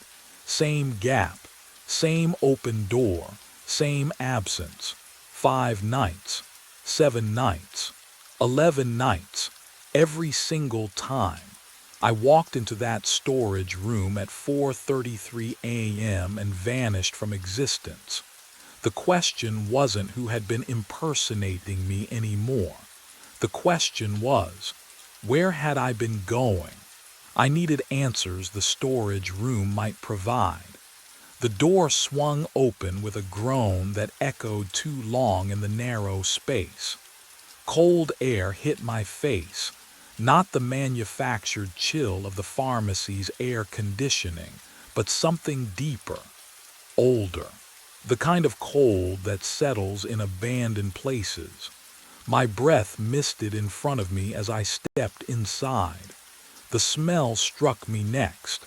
Antiseptic, but not the sharp chemical tang we used now. This was sweeter, heavier, like hospitals from decades ago. It clung to the back of my throat. Boxes lined metal shelves. Inventory I cataloged every week. And yet, there in the far corner, a filing cabinet I'd never noticed before. Gray metal, rusted at the edges. A lock hung from the top drawer, tarnished brass. My hands trembled as I searched the key ring Denise kept in the office. Most were labeled. One wasn't, small, brass. It slid into the lock with a click that made my stomach drop. The drawer opened with a shriek of metal on metal. Personnel files, dozens of them. I pulled the first one out and the paper felt wrong, too thick, too yellowed. The tab read Trask Owen, my file. But the higher date said 1962. I grabbed another. Trask Owen, hired 1971. Another, 1983, 1992, 2001, 2009, 2015. 7 files, 7 Owen Trasks, all assigned to night shifts. My pulse hammered in my ears as I opened each one. The handwriting on every application was identical. My handwriting, the same slant, the same loop in the capital T, the same pressure on the pen. But what I found at the bottom of each file made my vision blur. No termination date, not one. Just blank lines where the exit interviews should have been, and handwritten notes in the margins that all said the same thing. Still here. I palmed the amphetamines from aisle 3 at 2:30 a.m. The bitter taste dissolved under my tongue, chemical and sharp, burning as it went down. If sleep was the trap, then I wouldn't sleep. Simple. Can you blame me? The fluorescent lights began to hum differently around 3:15. Higher pitched. Wrong. I blinked and Mr. Petrov stood at the counter, except I hadn't heard the door chime. His lips moved, but the words arrived 2 seconds delayed like a badly dubbed film. My prescription, he said. I handed it to him. My fingers trembled. He flickered. There one moment, gone the next. The bottle sat on the counter where his hand should have been. The amphetamines sharpened everything into crystal edges. Every sound scraped against my eardrums. The refrigerator hum. My own breathing. Footsteps I couldn't locate. I pressed my palms against the cool laminate counter to anchor myself to something solid, something real. At 3:45, movement caught my eye outside the front window. Him, the older version of me, stood in the parking lot beneath the single street light. His mouth moved in desperate shapes. Warnings I couldn't hear through the glass. His hollow eyes locked onto mine, and I saw decades of exhaustion carved into his face. He pointed toward the clock, then at me, then at the storage room. I looked away. When I looked back, he was gone. What I saw at 4:15 broke something fundamental inside me. Behind the prescription counter where I stood, another version of me sorted pills into orange bottles. Same white coat, same tired posture, same everything. He worked as though I didn't exist, counting tablets with methodical precision. I couldn't move, couldn't breathe. He looked up and met my eyes. Neither of us spoke. But the real horror was this: I couldn't remember which one I was. At 4:27 a.m., I made my choice. If I walked into that storage room every night at 4:33, then I would go in early, before the cycle, before whatever mechanism pulled me through that door could activate. The amphetamine still buzzed in my blood as I pushed through the storage room entrance. The air inside hit me like stepping into a freezer, not the normal chill, but something deeper, bone cold. The door clicked shut behind me. I reached for the handle. My fingers closed around smooth wall. No, I spun around. The door was gone. Just cinderblock painted institutional beige, unbroken from floor to ceiling. I pressed my palms against it, searching for a seam, a crack, anything. But the wall was solid, real. My breath came faster, fogging in the frigid air. The clock on the opposite wall read 4:34 a.m. Impossible. I'd entered at 4:27. I watched the second hand. It didn't move. Frozen. But I could hear my watch ticking on my wrist, could feel time passing in the drum of my pulse. And then, sounds from beyond the wall. The pharmacy was still operating. I heard the register drawer slide open, the soft beep of the scanner, footsteps on linoleum, my footsteps, that familiar rhythm of pacing behind the counter. Someone was working my shift. Would you believe me if I told you I started laughing? The sound came out cracked, desperate. I tried to break the cycle by hiding inside it, and instead I'd locked myself in the very heart of the anomaly. The storage room wasn't where I disappeared to, it was where I'd always been. What I'd realized as the temperature dropped another impossible degree chilled me worse than the air. If the pharmacy was still running outside these walls, then what version of me was working the counter? And how many of us were trapped in here with me? I heard the breath first, not my own, someone else's. Slow and ragged like air pulled through damaged lungs. The temperature dropped another 10 degrees. I felt it bite through my shirt, sink into my chest. He stood in the corner where no corner should exist. The older man. The one who'd asked for sleeping pills 2 weeks ago. Hollow-eyed. Exhausted. Wearing the same Medi-Quick vest I had on, but decades more faded. "You're starting to remember now," he said, his voice scraped like rust. "Aren't you?" "Remember what?" My own voice sounded thin, desperate. "The shift." He stepped closer. The smell of old antiseptic rolled off him, that same wrong smell that had lived in this room for weeks. "It never ends, Owen. We clock in, but we never clock out." My pulse hammered in my throat. "We" echoes. He pressed his palm against the cinder block where the door used to be. His hand left no warmth. All of us, the same person, trapped in the same infinite shift. I wanted to laugh, to scream. Can you imagine hearing that? That you're not even real anymore. That's insane. You died 8 years ago. His eyes locked onto mine, dead calm. Robbery, 4:34 a.m., right out there at the counter. The floor seemed to tilt beneath me. But what he said next made everything worse.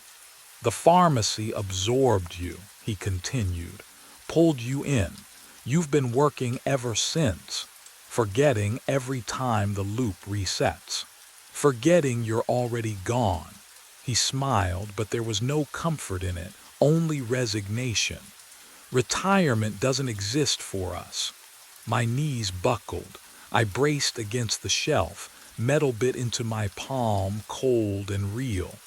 No, I'm alive. I drove here tonight. Did you? He tilted his head. Or do you just remember driving here? The question hung in the frozen air, and I realized I couldn't answer it. I clawed at the storage room walls until my fingernails split. The concrete was ice cold, slick with something that smelled like formaldehyde and rust. My breath came in ragged gasps. The wall gave way to a door I hadn't seen before. The pharmacy counter stretched before me. Fluorescent lights hummed overhead. The time clock read 4:29. I spun around, ran back through the door. It opened too. The counter again. Same humming lights, same frozen time. What would you do? When every exit leads to the same beginning. I tried 7 more doors: storage room, break room, bathroom. Each one dumped me behind that counter like a skipping record. My legs buckled. I crawled to the security monitor, hands shaking so badly I could barely press the rewind button. The screen flickered. Multiple feeds displayed simultaneously, different dates, different angles. And there I was, 12 versions of me, some younger, some grayer, all wearing the same vest, all stocking the same shelves at 4:32 a.m. across nights that spanned decades. But what I saw next would shatter everything I thought I understood about the loop. I scrolled back, further, 8 years to the night I supposedly died. The timestamp read 4:33 a.m. A figure in a black hoodie entered frame, moving toward the register. I watched myself, the me from 8 years ago, look up from the pill bottles. The robber raised a gun. My younger self lifted his hands, said something. The robber stepped closer into the light of the fluorescent fixture overhead. I pressed my face to the monitor. The hoodie fell back. No. The robber's face was mine, hollow-eyed, ancient. The same face that had just told me I was dead. And that's when I understood. I wasn't just trapped in the loop. I was the loop. I stand behind the counter at 4:30 a.m. The fluorescent lights buzz overhead. That familiar hum I've heard for decades, or maybe just weeks. Time doesn't mean what it used to. The antiseptic smell is comforting now.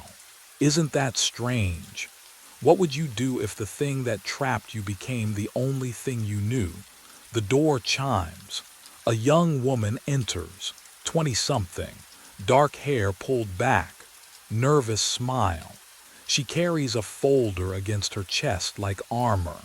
Denise appears from the back office, coffee in hand. The steam rises between them. "This is Owen," Denise says, gesturing toward me. "He'll show you the ropes tonight." The woman extends her hand. I take it. Her palm is warm. Mine feels cold, dead cold. "I'm really excited," she says. Her voice is bright, hopeful. "I've been looking for something stable. Night shifts are perfect for my schedule." I open my mouth. Nothing. I try again. My throat works. My lips move. But no sound emerges, not even a whisper. The pharmacy swallows every syllable before it can form. The woman doesn't notice. She's already looking around, taking inventory of her new prison. Denise hands her a name tag. She pins it to her shirt, fingers fumbling slightly. I watch the metal catch the fluorescent glare. Her name is printed clearly. Not mine. Not yet. But what happened to me will happen to her. I know that now. The clock on the wall ticks forward. 4:33, 4:34. My hand moves on its own. I reach for the time clock, punch out. The card slots into place with a mechanical click. The woman smiles at me as I grab my coat. "See you tomorrow," she asks. I nod. She will understand soon. When the older version of herself walks through that door at 4:30 a.m. requesting pills she'll never take, when she finds personnel files with her handwriting from years before she was born, she will understand that some shifts never end. Pump 3 clicked on at exactly 2:14 a.m. I looked up from the register, squinting through the bulletproof glass. The fluorescent island lights buzzed overhead, but the pump stood alone. No car, no truck, just empty pavement and the nozzle rising by itself, slow and deliberate, like someone had gripped the handle. The numbers started rolling. 0.01, 0.02, gallons climbing in perfect rhythm. I pressed my face closer to the window. The air outside shimmered near the pump, exhaust fumes, thick and wavering, catching the sickly yellow light. That acrid gasoline smell seeped through the door seals, burning the back of my throat. But there was nothing there. What would you do? Stay inside where it's safe or go look? I pushed through the door. The night air hit me first, cold, way too cold for August. My breath fogged. The pump kept dispensing, the mechanical click, click, click cutting through the silence like a heartbeat. I walked across the lot, gravel crunching under my boots, and stopped 3 feet from pump 3. The asphalt felt wrong. I crouched down, touched the pavement with my palm. Warm. Not just warm, hot, like something heavy had been sitting there, engine running, baking heat into the ground. The dark stain spread in 2 perfect rectangles, tire marks. But what I felt next made my stomach drop. I reached for the nozzle. My fingers closed around the handle. Ice. Not cool metal. Ice. The kind that burns your skin on contact, that makes your bones ache. I yanked my hand back, and that's when I heard it. An engine, idling close, right where nothing stood. My mind raced back to how it started. 4 nights ago, the register chimed at 2:14. 220s slid across the counter. Cash. Pump 3. The man's voice had been muffled through the bulletproof glass, swallowed by the hum of flickering fluorescence overhead. I'd hit the button to activate the pump without looking up, muscle memory after 6 months of graveyard shifts. When I finally glanced at the monitor, the lot was empty. I blinked, rubbed my eyes. The screen showed pump 3's nozzle hanging in its cradle, but the counter was already rolling. 2 gallons, 3, numbers climbing in that steady digital crawl. I pressed my face closer to the glass. Nothing, just asphalt and moths circling the vapor lights. The coffee smell from the burnt pot behind me suddenly seemed too strong, almost metallic. I grabbed the flashlight and pushed through the door, feeling the cold bite of the metal handle against my palm, odd for August. Outside, silence pressed against my eardrums. I walked the entire lot, checked behind the dumpster, circled the building twice. My footsteps echoed too loud in the stillness. Can you imagine that? Being completely alone but feeling watched. The pump kept going. 8 gallons, 10, 12. Then it stopped. Click. I stood there breathing hard, flashlight beam cutting through darkness, and saw nothing. Nobody. The nozzle hung perfectly still in its cradle like it had never moved. But the register showed 12 gallons dispensed, 8 minutes exactly. I logged it as a system glitch. What else could I do? I went back inside, locked the door, and told myself equipment fails sometimes. Old stations, old wiring. What I didn't know yet was that it would happen again the next night, and the night after that, always at 2:14, always pump 3. 3 nights, same time, same pump. The security monitor's glow turned my skin blue as I scrolled backward through footage for the fourth time, the smell of burnt coffee thick enough to taste. 2:14 a.m. There. Pump 3 clicks on. The nozzle rises. Numbers roll on the display. But the frame shows nothing except empty pavement slicked with dew and the faint shimmer of exhaust that shouldn't exist. I rewound again. The hum of the hard drive filled the cramped booth, rhythmic and hypnotic. My eyes burned. Sleep wasn't coming anyway. It never did anymore. What would you do if reality kept breaking in the exact same spot every night? I leaned closer, paused, the timestamp flickered, just for a frame, maybe two. The numbers wavered like heat distortion, and beneath them I saw a truck. My finger slammed the pause button. There. A dark pickup F-Series, maybe 10 years old. A man's silhouette behind the wheel. The image quality looked wrong, grainy in a way our digital system shouldn't produce, like it had been copied from something older. But what I found in the metadata made my hands go cold. The recording date, August 14th, 6 years ago.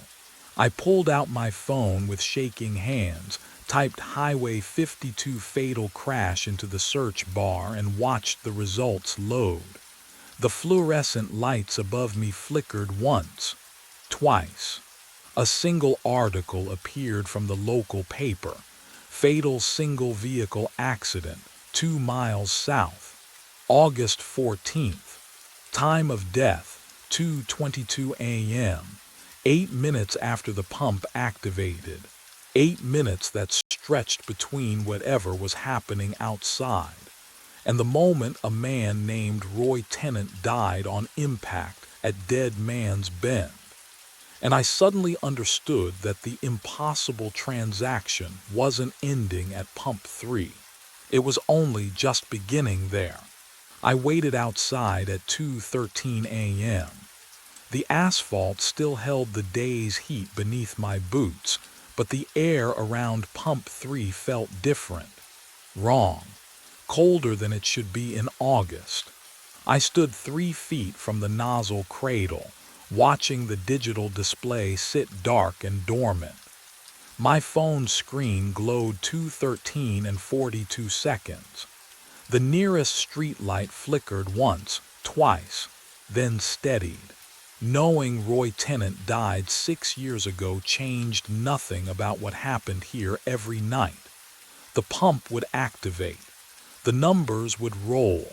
And I'd proven something was there. Something that left warm tire impressions and made exhaust fumes shimmer in empty air. But knowing it wasn't a glitch made standing here feel different. My heartbeat pulsed in my throat. The pines beyond the lot whispered, though the air had gone completely still. Can you imagine waiting for a ghost? For something you can't see but know is coming? 2:14 a.m.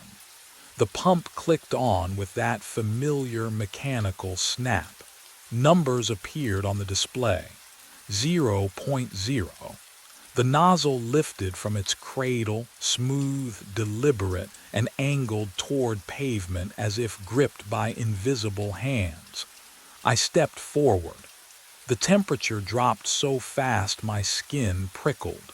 The smell of gasoline flooded my nose, but sweeter somehow, like it had been mixed with something floral and rotting. I reached toward where the nozzle hung suspended in midair, my fingers trembling. Contact. Oh, it wasn't metal I touched. Resistance pushed back against my palm, soft, yielding like pressing into cold gelatin. The texture felt organic. Wrong. I pushed harder and felt the shape of fingers wrapped around the pump handle, their grip solid but distant, separated from mine by something thicker than air but thinner than glass. The pump stopped. Numbers froze at zero point 0.3 gallons. My breath fogged in front of my face despite the summer heat, and I realized with creeping certainty that whatever was here hadn't left. It had simply stopped moving. The silence pressed against my eardrums. The pines had gone completely quiet. Even the distant hum of the refrigeration unit inside the station had ceased. And that's when I felt it. The unmistakable weight of being watched. The scorch marks appeared overnight. I stepped outside at sunset to check the lot, and there they were. Black streaks radiating from pump 3 like something had burned from the inside out. The asphalt hadn't melted. It had charred. The pattern was wrong, too deliberate. 5 lines, each about a foot long, arranged like fingers clawing outward. The smell hit me when I crouched down. Burnt rubber, yes, but underneath something sharper, metallic. Like ozone after lightning strikes too close. I touched the nearest mark. Cold. Can you imagine finding that? Proof that whatever I'd felt the night before had left something behind. But that wasn't the worst of it. I went back inside and tried to focus on inventory. Tried to pretend the marks were tire skids or oil stains. The fluorescent lights buzzed overhead, their rhythm slightly off. I kept glancing at the clock. 2:09, 2:10, 2:11. At 2:14 exactly, the register drawer opened. No warning click, no mechanical whir, just slid out smooth and silent like someone had pressed the release. 2 $20 bills lifted from inside, lifted, I swear, and drifted onto the counter. I didn't move. Couldn't. Then I heard it. Boots. Heavy soles on pavement outside, moving slow and deliberate toward the door. But when I looked through the bulletproof glass, the lot was empty. The sound kept coming. Closer, heel, toe, the security monitor flickered.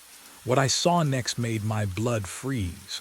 A shadowed figure filled the screen, tall, broad shoulders, moving toward the door with the same measured steps I'd been hearing. The timestamp read 2:14 a.m., present time, but the angle was wrong. The camera showed the exterior door, and I was staring right at it, seeing nothing but empty darkness beyond the glass. I waited until the fluorescent stopped buzzing before I moved. My phone screen glowed cold against my palm as I pulled up the county traffic database. The burnt coffee smell had turned my stomach sour, but I needed answers more than I needed fresh air. Highway 52, fatal collision, August 14th. 6 years back, the search loaded slow, pixel by pixel, and there it was, Roy Tennant, age 41. Truck driver out of Millbrook. Single vehicle accident at Dead Man's Bend, 2 miles south of Crossroads gas station. Time of death, 2:22 a.m. Cause, lost control after swerving to avoid debris in roadway. Died on impact. I read the name 3 times. Roy, the invisible customer at Pump 3, had a name now, had a life, had an ending. But something about the report felt incomplete. I clicked through to the supplemental files. There was a photo, grainy, pixelated, taken by the state trooper at the scene. The guardrail bent inward like a broken rib. Glass scattered across asphalt that looked wet under the camera flash. And in the ditch, I didn't look too close at that part, The next document made my breath catch. Emergency contact.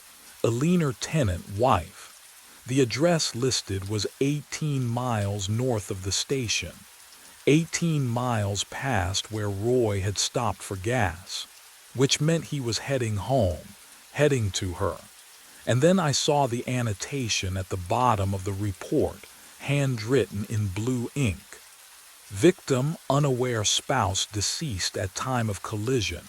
Alina tenant, age 39, pronounced dead at Mercy Hospice at 12:09 a.m. same date. 2 hours. 2 hours before Roy's truck left the road. Can you imagine? Rushing home through the night, stopping for gas because you're running on fumes, every second feeling like theft because she's waiting and you promised you'd be there. You pump 12 gallons in 8 minutes, not a second more than necessary, and you think you still have time. But you don't. She's already gone, and you'll never know. Because in 8 minutes, you'll hit that curve going 70, and the last thought in your head will be her name. I set the phone down. My hand was shaking. The fluorescents hummed overhead, and somewhere outside, I heard an engine idling that wasn't there. Roy wasn't haunting pump 3. He was still trying to finish the fill-up, still trying to get home, still believing she was alive, still trapped in those 8 minutes before the world ended. And what I'd felt through the frosted air when I reached for him wasn't anger. It was desperation. But what I didn't understand yet, what the crash report couldn't tell me, was why he'd come back to me. I knew his story now. I knew what drove him through the dark that night 6 years ago. But knowing didn't prepare me for what happened at 2:14. The floor trembled beneath my feet. A low vibration rolled through the concrete like distant thunder trapped underground. I pressed my palms against the counter, felt it shudder again, harder this time. Through the window, pump 3 roared to life. Gasoline erupted from the nozzle, not a trickle but a torrent. It splashed onto empty pavement in thick, violent streams. The stench hit me through the glass door, but something was wrong with it. Not the sharp chemical bite I'd smelled 1,000 times before. This was sweet, rotting sweet, like flowers left too long in a closed room. And then I saw them, boot prints forming in the pooling fuel. One, then another. Heavy treads pressing into liquid, leaving perfect impressions that shouldn't exist. What would you do? Would you stay inside where the glass feels safe, or step out to face what's making those prints? I didn't get to choose. The door slammed open, hinges screaming, and freezing air poured into the store. My coffee cup skittered across the counter, slid, tipped, shattered on the floor behind me. The cold wasn't just cold, it ached. It burned. My breath came out in thick white clouds despite the August heat still clinging to the night outside. The register screen flickered. Green text crawled across black. Help me. But what came next made every hair on my neck stand rigid. The fluorescent lights buzzed once, twice, and died. Darkness swallowed the station whole, and in that absolute black I heard breathing that wasn't mine. The lights flickered back on, one by one, each fluorescent tube buzzing louder than it should. The breathing stopped. I stood frozen behind the counter, my hand still gripping the edge where the register had displayed that message. The metal felt warm now. No, hot. I pulled my fingers away and saw condensation beading on the surface, impossible in the freezing air that still hung around me like fog. The door was closed again. The boot prints in the gasoline outside had vanished. But I couldn't stay there. Not in that silence. Not with the smell of something floral and wrong mixing with diesel fumes. I needed to understand what Roy Tennant wanted, what he'd been trying to tell me for 6 nights straight. The lost and found box sat in the back storage room, untouched for years. Carl never threw anything away, just shoved it all into a plastic tub behind the mop bucket. I'd walked past it 100 times without looking twice. Now I dragged it into the flickering light and pried off the dusty lid. Sunglasses. A child's toy truck. Somebody's work glove stiff with age, and beneath those, a photograph. The edges were warped, water damaged maybe, but the image was clear enough. A man and woman stood in front of this very station. The neon sign glowed behind them, brighter than, newer. She was laughing, her head tilted against his shoulder. He looked at her like she was the only thing in the world worth seeing. I recognized his face from the crash report photo. Roy Tennant. Younger, alive. The back of the photo had a date scrawled in blue ink, August 10th. 6 years ago, 4 days before he died. What you're holding. Can you imagine keeping that moment in your pocket while everything fell apart?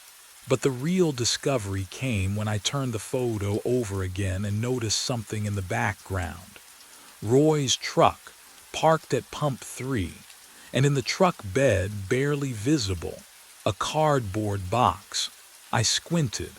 The photo was small, grainy, but I could make out text on the side, Mercy General Pharmacy. My stomach dropped. I pulled up the crash report on my phone again, scrolling past the details I'd memorized. Cause of accident, swerving to avoid debris. Time of death, 2:22 a.m. And then, a note I'd skimmed before. Personal effects recovered from vehicle, clothing, wallet, medication bottles expired. Medication bottles. He wasn't just coming home. He was bringing something to her, something she needed. And he'd stopped here at 2:14 a.m., 8 minutes before the crash, to fill up so he wouldn't have to stop again, so he could get to her faster. I pressed my palms against my eyes. The fluorescence hummed overhead. My breath came shallow. Roy didn't know she was already gone. He died thinking he still had time. And now he was trapped in those 8 minutes, forever filling the tank, forever thinking he could still save her. I lowered my hands. And that's when I saw it. The security monitor flickering again. The timestamp read 2:14 a.m., but the date was wrong, 6 years in the future. And the figure on the screen standing at pump 3 wasn't Roy, it was me. I spent 3 hours writing the note. My hand cramped around the pen as I tried to explain what I'd learned. That Alina died at midnight, that Roy never made it home, that 6 years had dissolved into 8 minutes on repeat. The words looked absurd under the fluorescent lights, but I folded the paper anyway and tucked it into my jacket pocket beside the photograph. The clock above the register ticked toward 2 in the morning. I grabbed the photo and stepped outside. The air pressed against my skin, thick and waiting. Pump 3 stood silent under the flickering neon, its shadow stretching toward the tree line. I positioned myself beside it, boots scraping on asphalt still stained darker than the rest of the lot. 2:13. My breath clouded despite the summer humidity. The temperature had dropped 10 degrees in the last minute. I could feel the cold seeping through my shirt, raising goosebumps along my arms. 2:14. The pump clicked on. Can you imagine standing beside something you can't see but know is there? The nozzle lifted by itself, angling toward empty space. Numbers began rolling on the display. I heard the fuel flowing through invisible chambers, smelled gasoline sharp and chemical in the night air. My hands shook as I unfolded the note and placed it on the ground. Then I lifted the photograph, Roy and Alina smiling outside this very station, and reached toward where a hood should be. The photo touched something solid. The air turned glacial. My fingers went numb against the invisible metal. I let go, and the photograph stayed suspended 3 feet off the ground, resting on nothing. The gasoline smell vanished. Roses flooded my senses instead, funeral roses, cloying and sweet. The kind that lined caskets, the kind that marked endings. The nozzle dropped with a metallic clang, and then I saw him. Roy Tennant stood before me, translucent as smoke, shoulders shaking with sobs. His hands covered his face. His mouth moved without sound. For 8 seconds we existed in the same moment, the living and the dead, separated by 6 years and 2 miles of dark highway. Then he looked up at me. His eyes locked onto mine, and something inside them recognized me, not as a stranger, as something else entirely. The recognition in his stare made my blood freeze, because I understood what he saw when he looked at my face. What I didn't understand was why. I went back inside and waited for the next night. The fluorescent lights hummed their usual tune. Coffee burned in the pot. I couldn't taste it anymore. Couldn't taste much of anything after what I'd seen at Pump 3. Roy's face stayed with me, that recognition in his eyes, like he'd known me. At 2:13 a.m. I walked outside.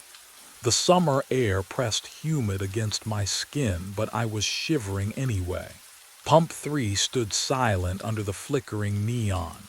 No cold spots, no invisible engines, just empty asphalt and the distant whisper of wind through the pines. 2:14 came and went. The pump stayed dark. I stood there for 20 minutes, waiting for numbers to roll or nozzles to lift. Nothing. Just the ordinary night pressing in from all sides. Relief flooded through me. But underneath it, something else coiled tight in my chest. A feeling I couldn't name. At 2:37, I found the photograph face down on the pavement beneath Pump 3. The edges were charred black, curling inward like petals closing. The center remained intact, Roy and Alina frozen in that moment of joy, her hand on his chest, his eyes only for her. The burned parts crumbled to ash between my fingers, gritty and cold. It worked. Whatever I'd done, it worked. Roy was gone. 3 weeks passed. The nights blurred together, one shift bleeding into the next. Carl never asked why I looked so tired. I stopped logging the incident reports. What would I even say? I'd helped a ghost move on, and now I couldn't sleep because every time I closed my eyes I saw that look of recognition on a dead man's face. But I didn't understand what I'd seen there. Not yet. On a Thursday night, or maybe it was Friday, I'd lost track. Exhaustion finally won. I slumped forward at the counter around midnight, my head resting on folded arms, just for a minute, just to rest my eyes. I woke to the mechanical click of Pump 3 activating. My neck ached. The fluorescent lights seemed dimmer. I blinked at the clock, 2:14 a.m. No, not again. That couldn't be right. I turned toward the security monitor. my hands already cold, breath fogging despite the summer heat that should have been. The screen showed pump 3. A figure stood there, one hand on the nozzle. The timestamp glowed in the corner. August 14th, 6 years from now. The figure turned toward the camera. I was looking at my own face. My legs gave out. I gripped the counter, staring at myself on that grainy monitor. Same jacket, same hollow eyes. The future version of me stood at pump 3, filling a tank I couldn't see, trapped in a loop I'd inherited the moment I'd touched Roy's world. The moment he'd recognized me. Because he'd seen me before. 6 years before. Standing exactly where he'd stood. The pump clicked off. On screen, I watched myself look directly at the camera. My future self mouthed 2 words, "Help me." The monitor went black. Outside, pump 3 fell silent. But I knew it would activate again tomorrow night. And the night after. And every night for 6 years until some other fool working the graveyard shift decided to investigate. Until they found my photograph. Until they set me free and took my place. The loop didn't end. It just found someone new. And I'd walked right into it. The coffee was always black, never cream. I balanced the porcelain cup on its saucer as I climbed the stairs to the second floor. 3 exactly. The Ashmont Hotel settled around me with its usual creaks. Old wood breathing, copper pipes ticking behind the walls. My footsteps on the threadbare carpet made no sound. They never did anymore, but I hadn't thought much about it. Room 12's door waited at the end of the hallway. Floral wallpaper peeled at the edges. The air smelled wrong up here. Not the usual bergamot and old carpet. Something colder, metallic. I knocked twice. "Come in," a voice said from inside, soft, familiar. The door wasn't locked. It never was. I pushed it open with my elbow, careful not to spill the coffee. The room was dark except for a sliver of light beneath the bathroom door. "Sir, your coffee." The bathroom door opened. But what I saw standing there would shatter everything I thought I knew about the last 6 days. The man stepped into the dim light. He wore a porter's uniform. Navy blue with brass buttons, exactly like mine. The name tag pinned to his chest caught the glow from the hallway. Ian Holly's, my name. He held something in his palm, another name tag scratched. Old. He extended it toward me, and I saw my own name engraved there too. "You've been very reliable," he whispered. His voice scraped like rust. 6 nights in a row. I set the coffee down. My hand trembled. I don't understand." He reached into his pocket, pulled out a brass room key, held it up so I could see the engraving. "Ian Holly's, room 12. Your shift ended 6 days ago." His tired eyes met mine. "You died in the stairwell. The air left my lungs. You've been delivering coffee to yourself." And that's when I remembered the taste of blood in my mouth, and the sound of my skull cracking against the railing.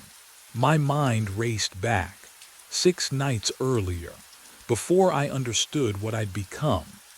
The shift started like all the others. I clocked in at 11 p.m., the brass time card slot cold against my knuckles.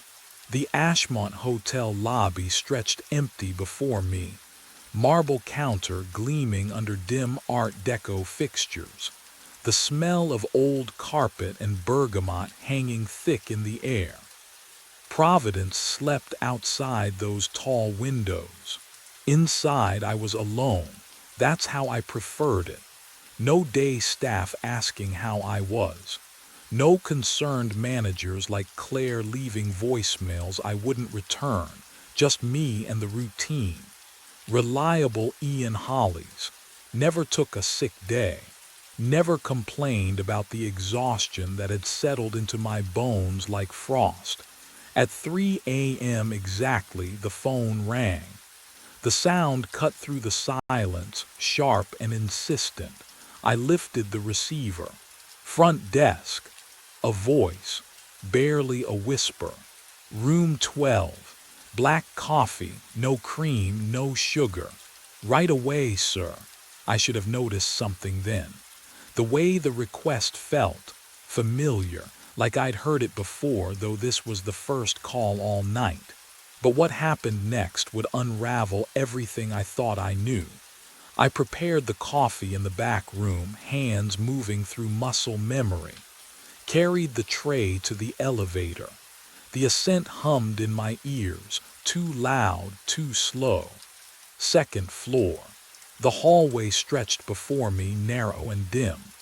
Room 12's door stood slightly ajar. I knocked twice. Room service. Come in. The man sat on the bed's edge, hotel robe hanging loose on his frame. He looked tired, 60s maybe.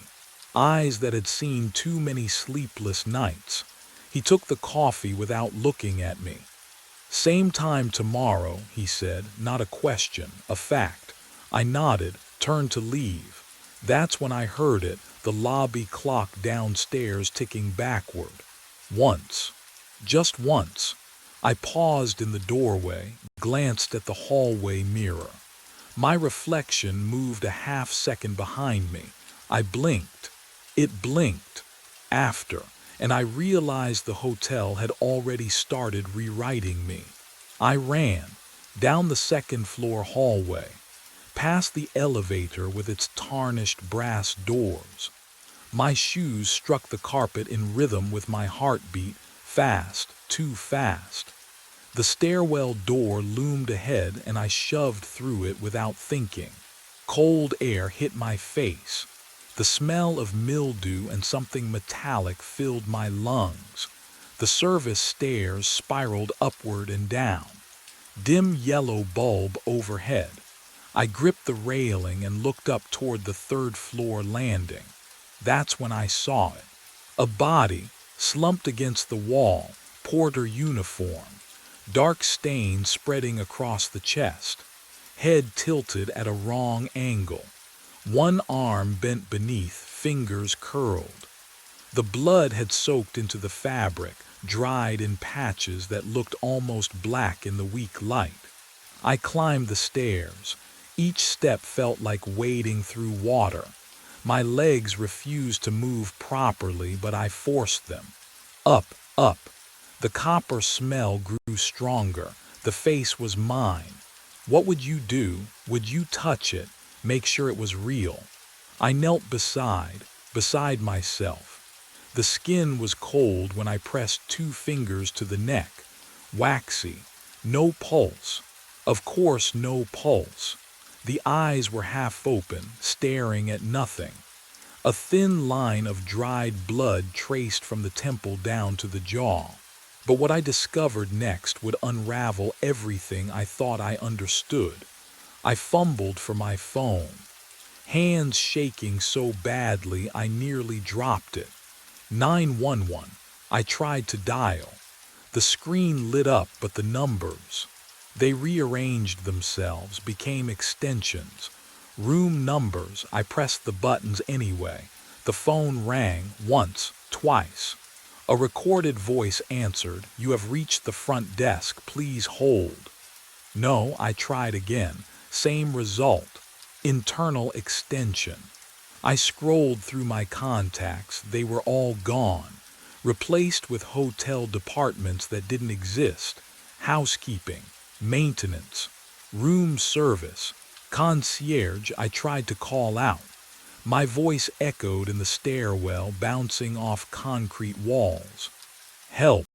Someone please. Silence swallowed the words. I ran back down, burst through the lobby doors. The marble counter sat empty. No one behind the desk. The brass bell gleamed under the chandelier light, but when I struck it, the sound died instantly. No echo, no resonance. "Claire," I called out. Claire Dunbar, the day manager. She should have arrived by now. What time was it? I checked the clock above the desk. 3:15 a.m., still night, but hadn't I been working for hours? Days. The light outside the windows showed nothing, just black glass reflecting the lobby back at me. I walked to the front doors, pushed them open. The lobby greeted me on the other side. I was standing behind the front desk, facing the entrance I just walked through. Can you imagine that? Walking forward and ending up where you started. I tried again. Side exit. Emergency exit. Every door opened to the same space. The hotel folded in on itself, trapping me in its geometry. That's when the real truth began to surface.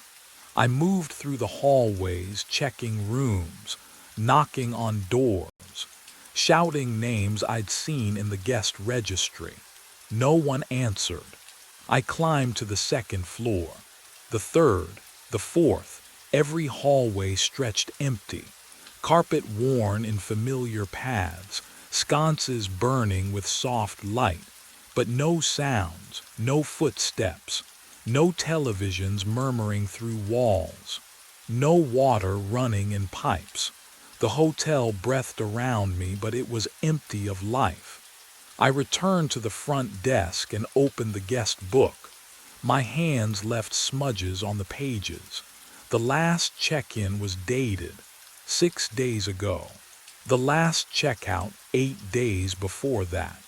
No one had come. No one had left. And I had been delivering coffee every night to a guest who shouldn't exist in a hotel where no one was supposed to be. The silence pressed against my eardrums. I could hear my own pulse now, a frantic drumbeat that matched the ticking of the clock. Except, I turned to look. The clock was ticking backward again.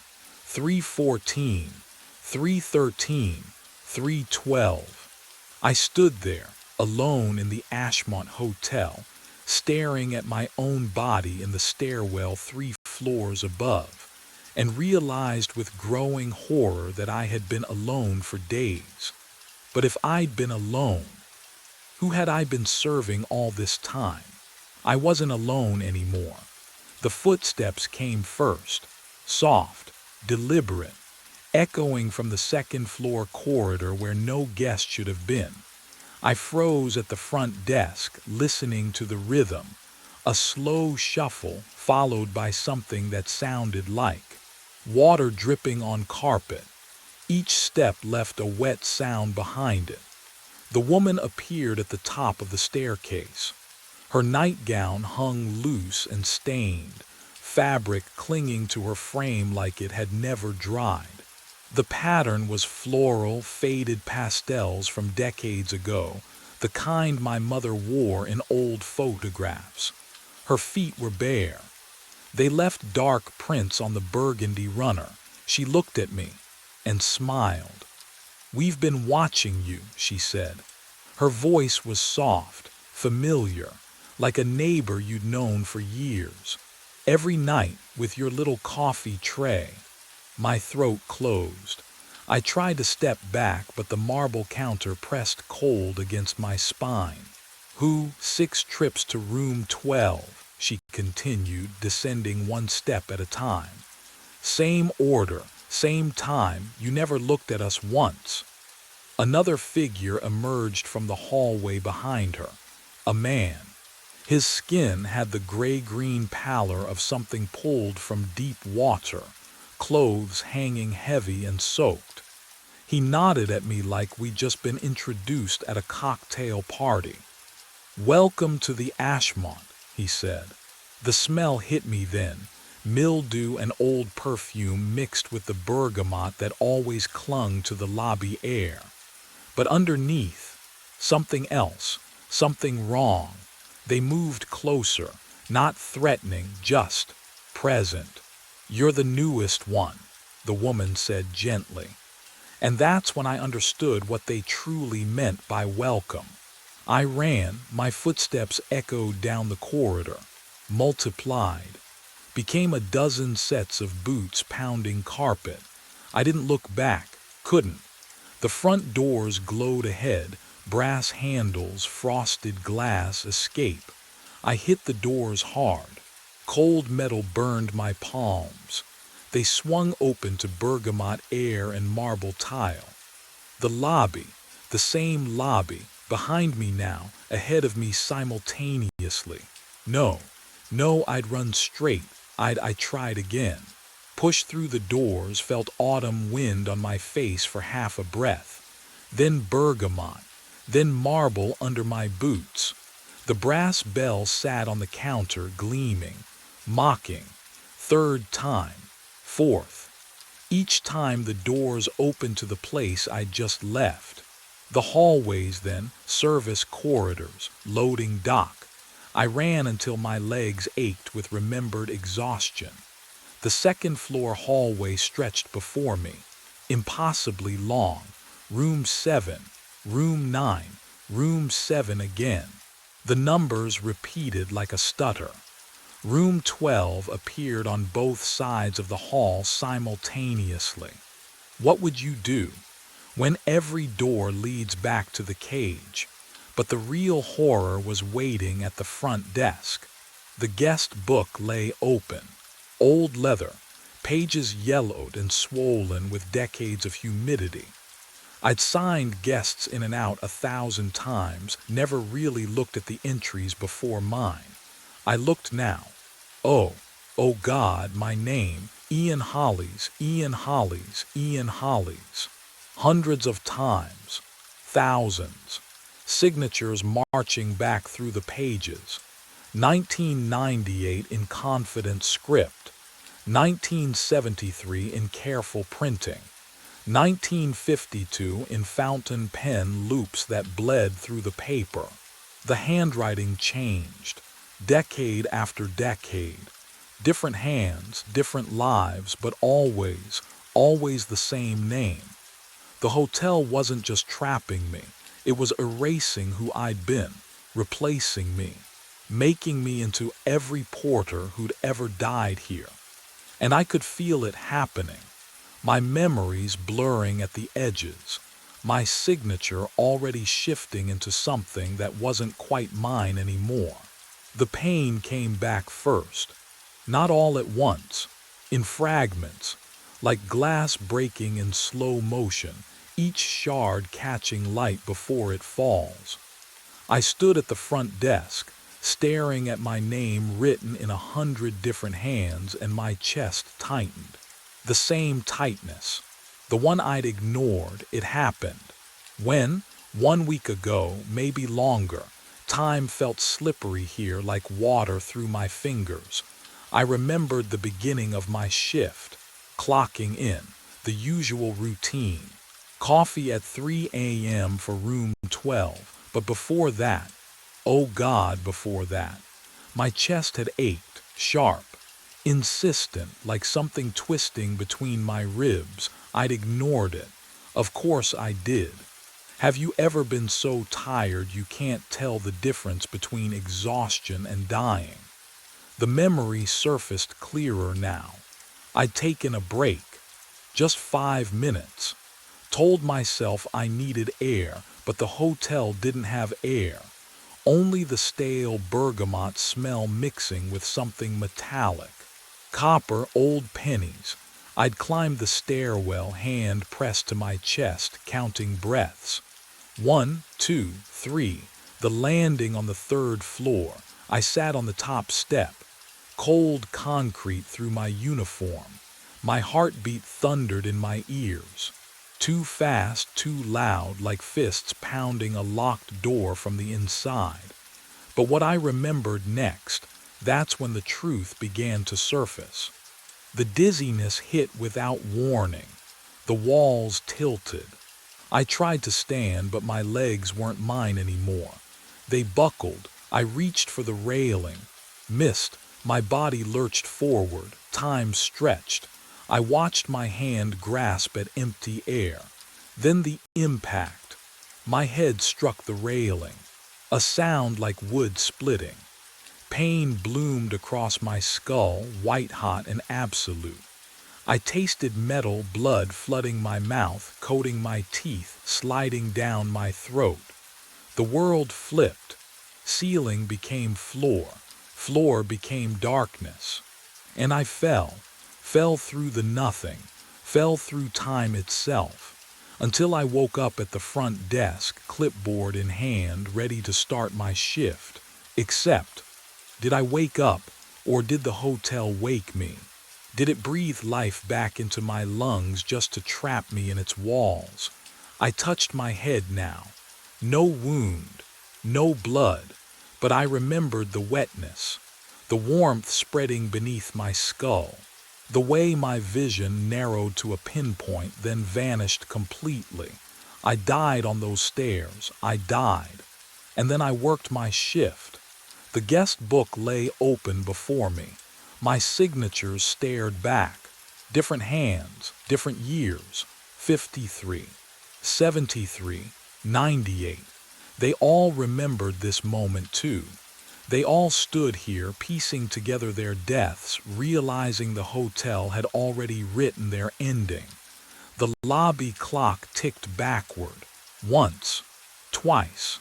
I looked up at the stairwell door. And that's when I understood. I'd been climbing those stairs every night, replaying my death over and over, thinking it was routine. I took the stairs two at a time back to room 12. The worn carpet muffled my footsteps, but the old wood beneath still groaned under my weight. My hand trembled as I reached for the door. It opened before I could knock. The guest stood there in his robe, holding that familiar cup of black coffee. Steam rose between us, carrying the bitter smell that had marked every delivery for 6 nights. "You," I said, my voice cracked. "Tell me what this is." He stepped aside, gestured me in. The room was cold, colder than any room should be. I crossed the threshold and the door closed behind me with a soft click that sounded too final. "Sit," he said. "I'll stand." He smiled, tired, sad. "I said the same thing 3 weeks ago." My chest tightened. "What do you mean?" "I was you." He set the coffee cup on the nightstand, his hands. I recognized the scar on his left thumb. The one I got from a broken luggage clasp 2 years ago. I delivered coffee to this room every night at 3 a.m. I found my body in the stairwell. I read the guest book, all of it. But what he said next would strip away the last thread of hope I was clinging to. He turned to face me fully, and the shadows in the room seemed to shift. His features blurred at the edges, then sharpened again. My own face stared back at me, older, more hollow, but unmistakably mine. "No," I whispered. "That's not." "This hotel keeps us," he said, and his voice was my voice, just worn down by weeks of speaking these same words. "We serve forever. You delivered coffee to me because I was you 3 weeks ago. Now you become the guest. The next porter will serve you. The cycle continues." I stepped back, hit the wall. The floral wallpaper felt damp under my palms. Can you imagine discovering your future is nothing but an endless loop of the worst night of your life? "The hotel feeds on us," he continued. His eyes, my eyes, held decades of exhaustion. "It takes everything we sacrificed. All those missed lunches, all those ignored warning signs, every time we chose work over living." He moved closer. "It turns devotion into fuel." The room seemed to tighten around me, the walls breathing in as I tried to breathe out. And that's when I understood what being trapped truly meant. No, I hurled the coffee cup against the wall. Porcelain exploded, a sharp crack that rang through room 12 like a gunshot. The guest didn't flinch, he just watched. Watched me with those tired eyes that were somehow mine, 3 weeks older, 3 weeks deeper into this nightmare. I'm not you, I said, my voice shook. I won't become you. You already are, the walls groaned. Not like settling wood or old pipes, like breathing. I turned, ran, out into the hallway where the carpet smelled like bergamot and mildew and something bitter I couldn't name. My shoes pounded against the floor, but the sound came back wrong, delayed by half a heartbeat, like the building was tasting each step before releasing it. Every door I passed had a brass plaque. Room 12. Room 12. Room 12. I stopped, spun around, behind me. The same.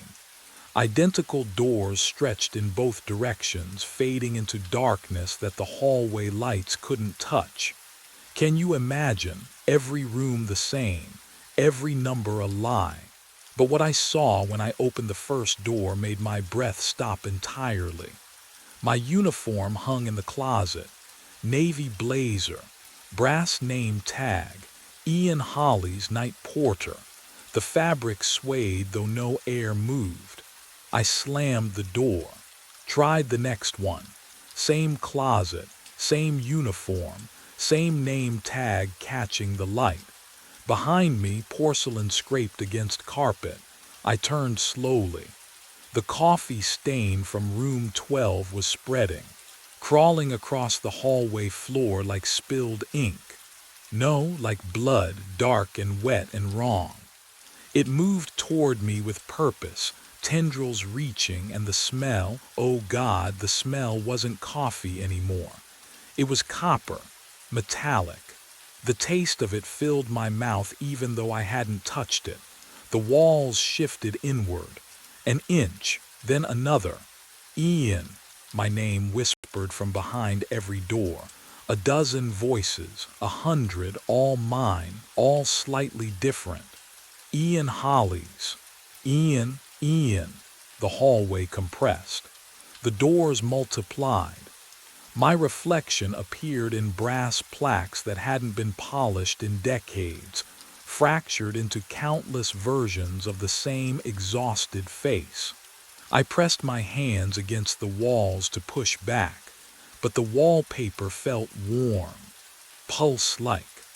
The floral pattern seemed to writhe under my palms, and I realized with creeping horror that I could feel the building around me. Or was it inside me? My name tag, the one still pinned to my chest, grew hot against my skin.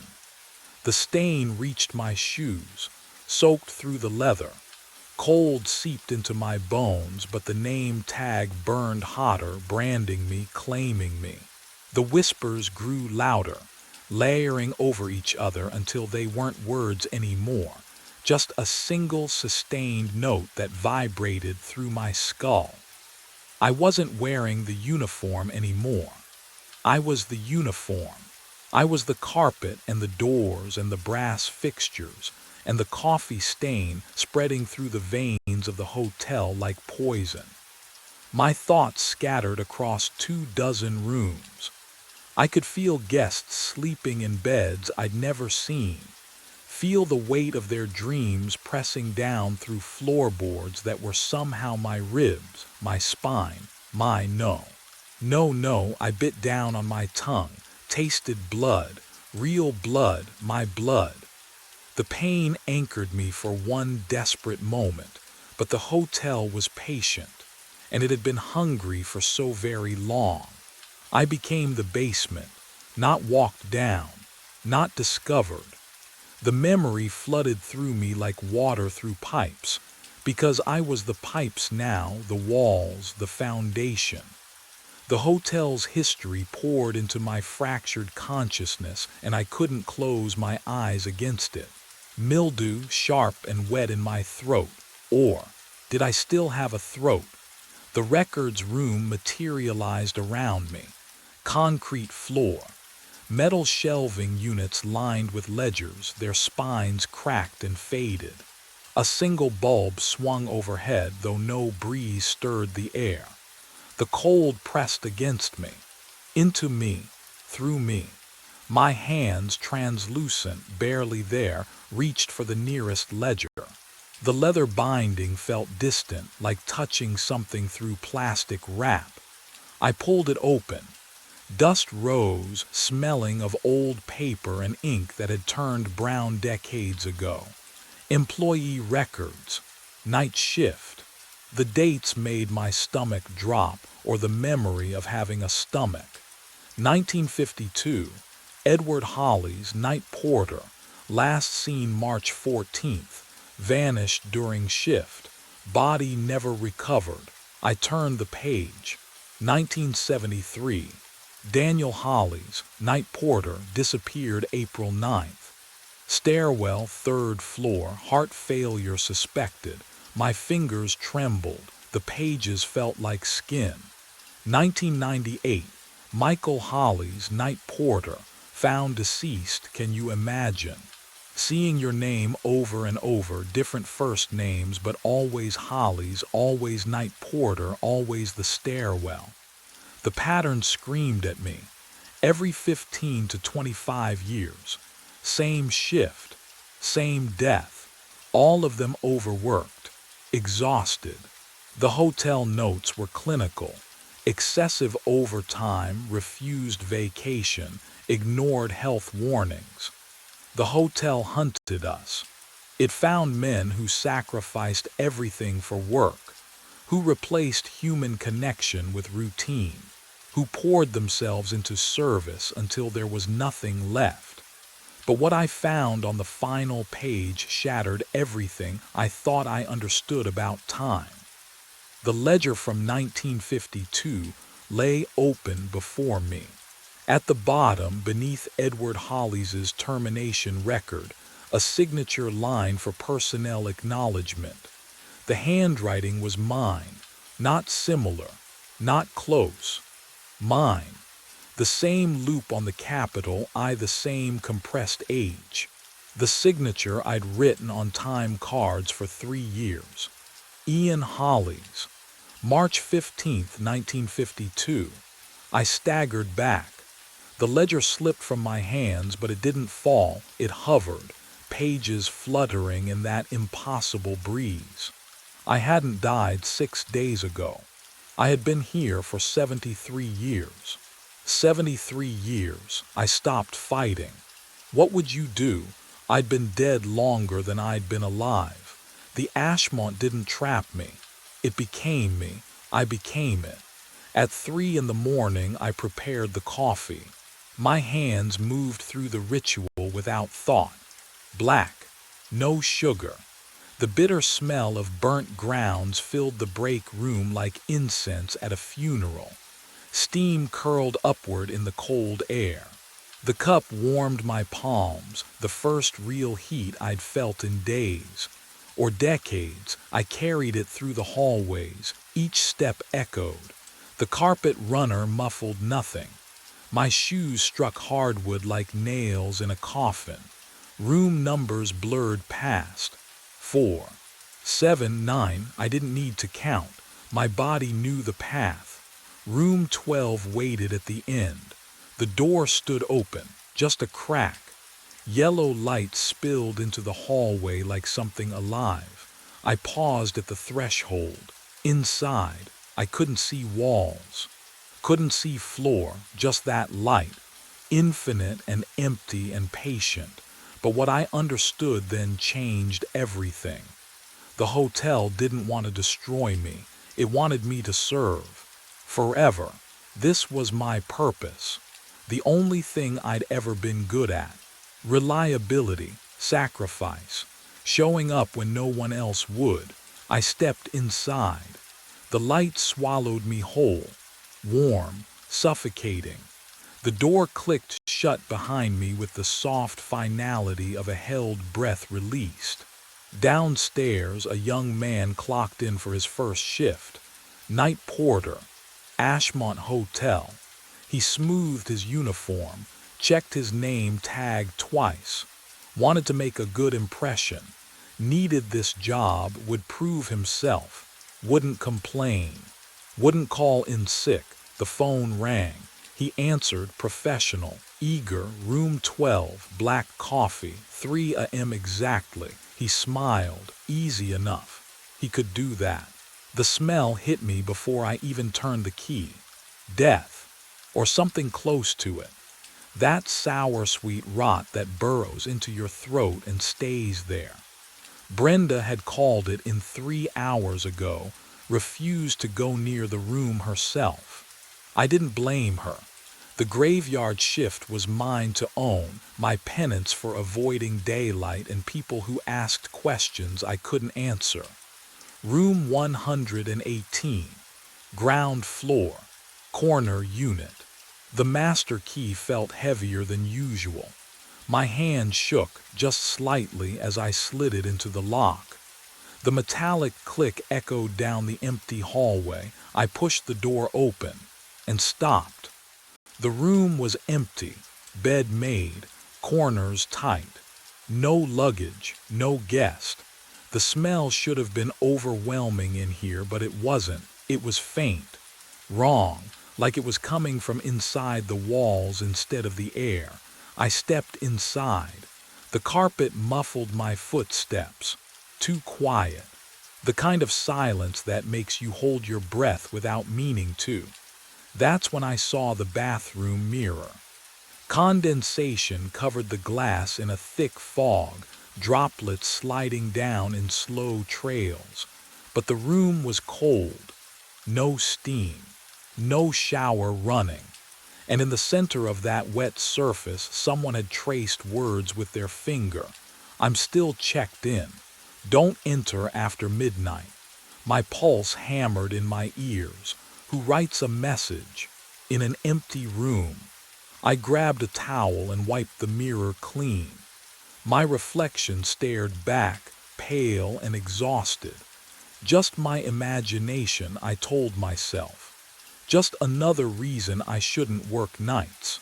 But what I found when I returned to the front desk would prove that some warnings aren't meant to be ignored. I pulled up the guest log on the computer.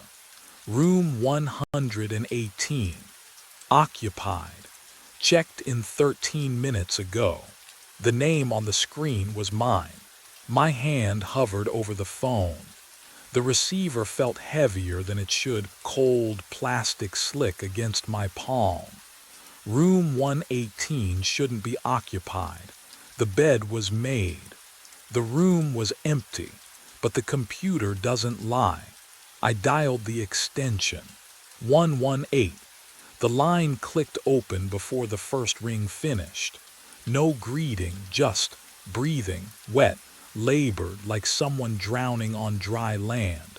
Hello, my voice cracked. This is the front desk. I need to verify. The breathing stopped. Silence pressed against my ear, thick and waiting. Then a voice came through. My voice. Same flat Oklahoma accent. Same tired rasp from too many graveyard shifts. You weren't supposed to open that room. My throat closed. I couldn't breathe, couldn't move. I've been dead in the walls for 6 months, the voice continued, calm and patient. Now you let me out. The line went dead with a soft click. I dropped the receiver. It swung by its cord, tapping against the desk in a slow rhythm. The stale coffee I'd poured an hour ago had gone cold, but I could smell something else now. That chemical odor from 118 seeping down the hallway. Formaldehyde. Rot. Something preserved but decaying anyway. Can you imagine hearing your own voice tell you you're dead? But what happened next made my blood turn to ice. Down the hallway, past the vending machines and the ice dispenser. A door opened. Not a quick motion, slow, deliberate. The hinges creaked in the empty silence. Then footsteps, heavy, steady, coming toward the lobby. I stared at the security monitor. The hallway camera showed nothing. Empty corridor, flickering fluorescent lights. But I could hear them. Closer. The drag of shoes on worn carpet. The slight scrape of something being pulled behind. The footsteps stopped just outside my office door. My eyes snapped to the security monitor. The grainy black and white feed showed the hallway. And this time, something was there. A figure in a motel uniform moved toward the camera with slow, deliberate steps. Each footfall echoed through the thin office door behind me, perfectly synced with the dragging sound that scraped against the carpet runner. Something heavy, something wet. The chemical stench grew thicker, formaldehyde mixed with copper. I leaned closer to the screen. The figure's head was down, shoulders hunched forward like he'd been walking for hours. The dragging thing behind him left a dark smear on the carpet. I couldn't see what it was. The angle was wrong, but I heard it fabric and weight pulled with rhythmic effort. The figure stopped beneath the hallway camera. Then, oh God, he looked up. My face stared back at me from the monitor. Not similar, not close, exact. Same crooked nose from the high school fight I never talked about. Same scar through my left eyebrow. Same expression I wore when I was too tired to fake being okay. But what I saw in those eyes wasn't exhaustion. It was patience. What would you do if you saw yourself walking toward you in the middle of the night? I lunged for the office door. My fingers fumbled with the deadbolt, cold metal biting into my palm, and I twisted it just as the footsteps stopped outside. The dragging sound ceased. Silence flooded the gap beneath the door, thick and expectant. Then the doorknob turned, slowly, testing. My breath caught in my throat.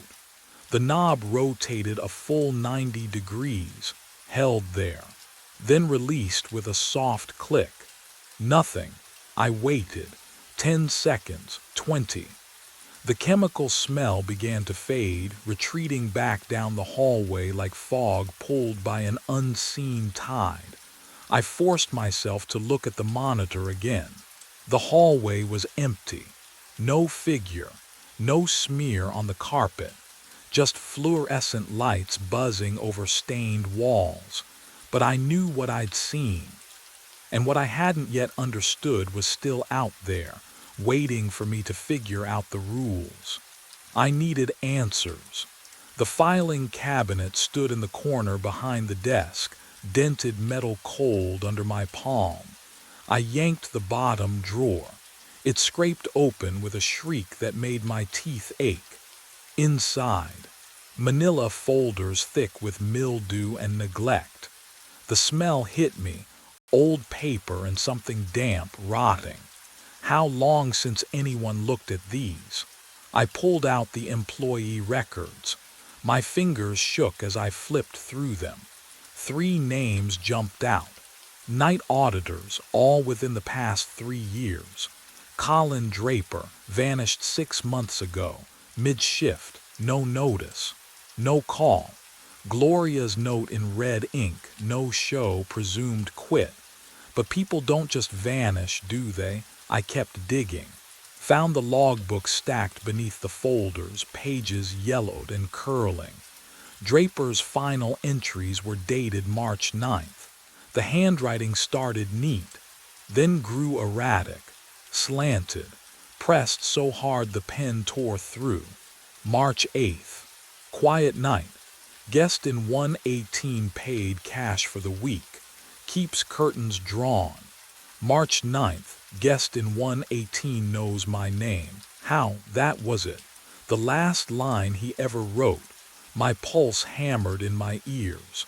The silence around me felt thick. Waiting, what would you do if you found that? If you saw your predecessor's terror preserved in ink, I turned the page.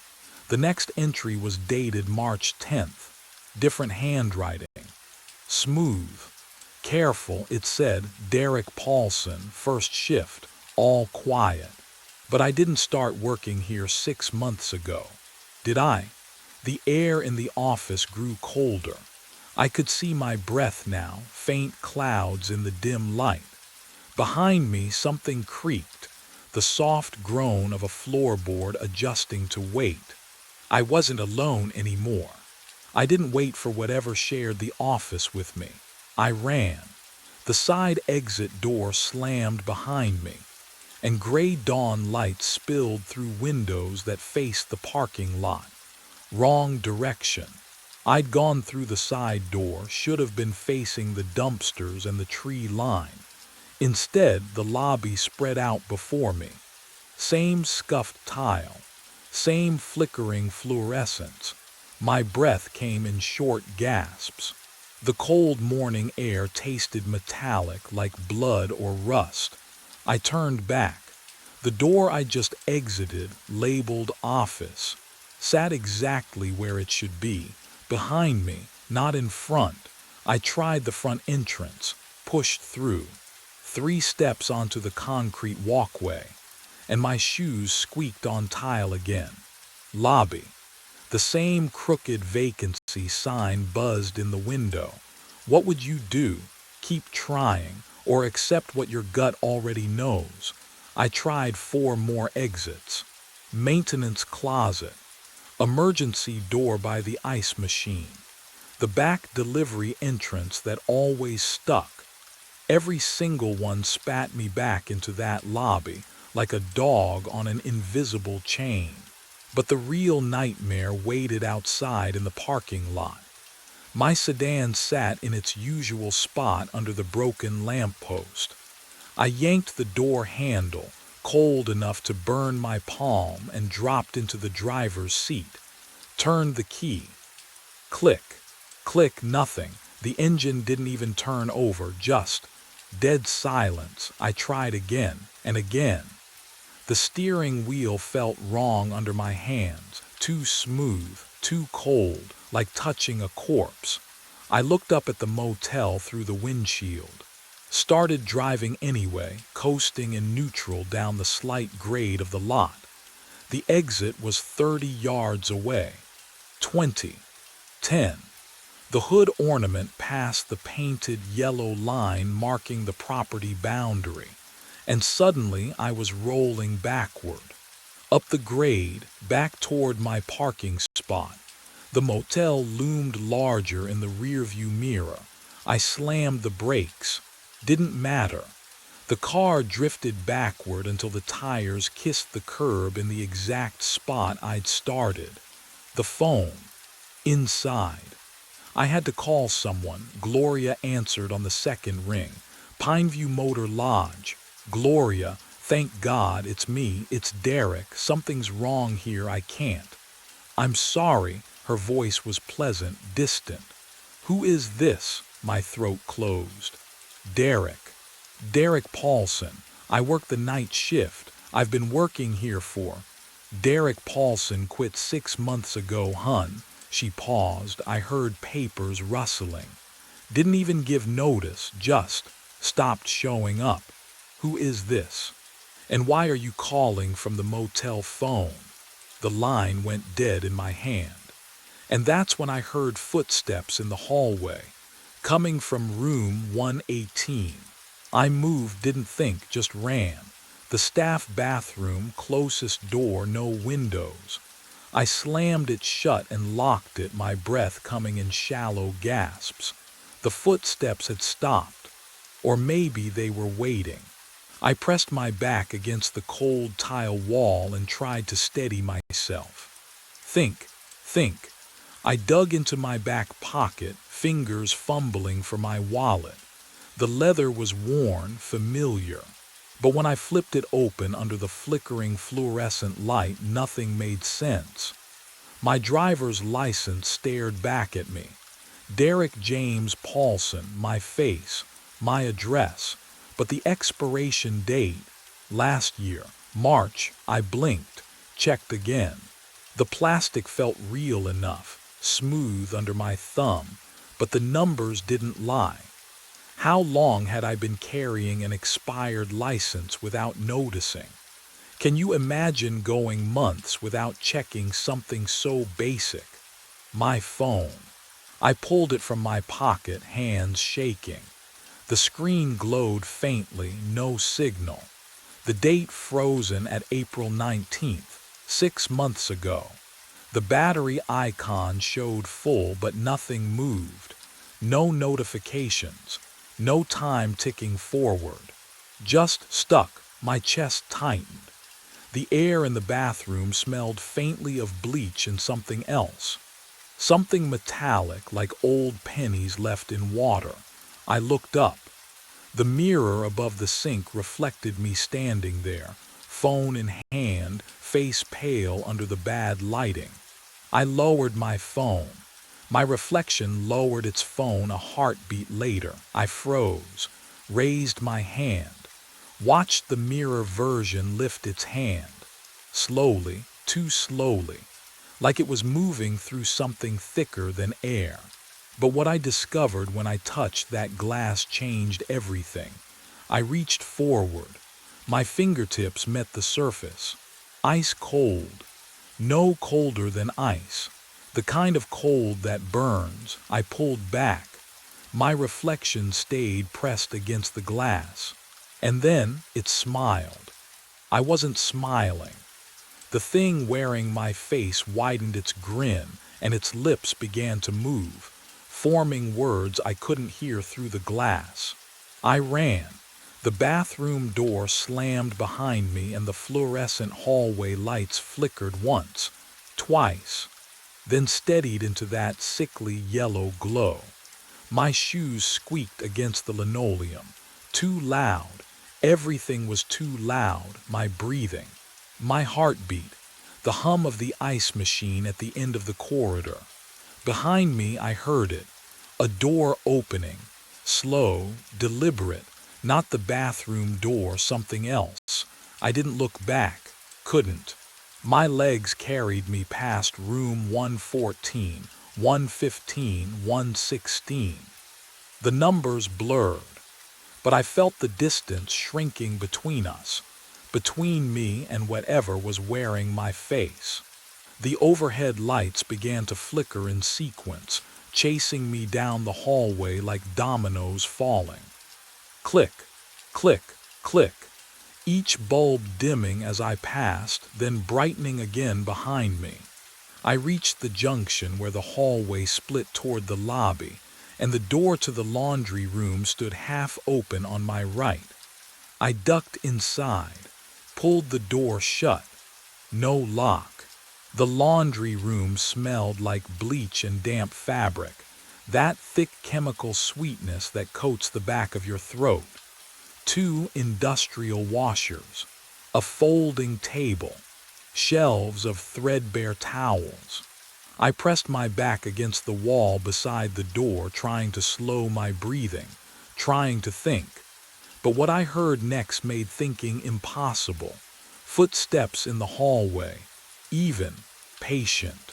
The sound of shoes on linoleum, measured and calm, like someone taking a midnight stroll. And then, my own voice, calling my name. Derek. Have you ever heard your own voice from outside your body? Not a recording, those always sound wrong, distorted. This was perfect. Every inflection, every tonal quality. The exact pitch I heard in my own skull when I spoke. Derek, I know you're close. The footsteps stopped. Right outside the laundry room door. I held my breath. The silence stretched so long I thought maybe, it had moved on. But that hope died when I heard the soft scrape of fingernails dragging down the wooden door. Slow, deliberate, 4 lines, top to bottom. Then the footsteps resumed, moving away, fading toward the far end of the motel. I waited, counted to 60 in my head, then 60 more. The washer hummed beside me, though I knew for certain it hadn't been running when I entered. The sound was rhythmic, almost like breathing. In and out, in and out. That's when I noticed the smell. It had been faint before, that chemical death stench from room 118. But now it was stronger, thicker, seeping through the walls themselves like something rotting behind the drywall. I turned slowly toward the wall I'd been leaning against. The paint was old, cracked in places, yellowed, but beneath my palm the surface felt warm, not room temperature, not the ambient heat of a building. This was body warmth, feverish, pulsing almost. I snatched my hand away, and as I did, I heard it, scratching. Inside the wall, something moving, dragging, clawing. The sound traveled from my left to my right, following the length of the wall behind the washers. Deliberate, methodical, like fingers testing the drywall from the other side, searching for weak points, searching for a way through. I backed toward the door. My hand found the knob, but before I could turn it, the scratching stopped. And in the silence that followed, I heard my own voice again, closer now, just outside, whisper something that turned my blood to ice. "I know what you did, Derek. I know why you can't remember." The doorknob began to turn beneath my hand. The doorknob stopped turning. I didn't wait to see why. I shoved through the laundry room's rear service door. Didn't know it existed until panic made me look, and stumbled into the cold night air. But the air smelled wrong. Chemical. Familiar. I was standing outside room 118. The door stood open, waiting. My legs moved before my brain caught up. I crossed the threshold and the temperature dropped 10 degrees.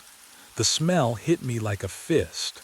That sickly sweet rot I'd been chasing all night, concentrated here, soaking into the carpet and walls.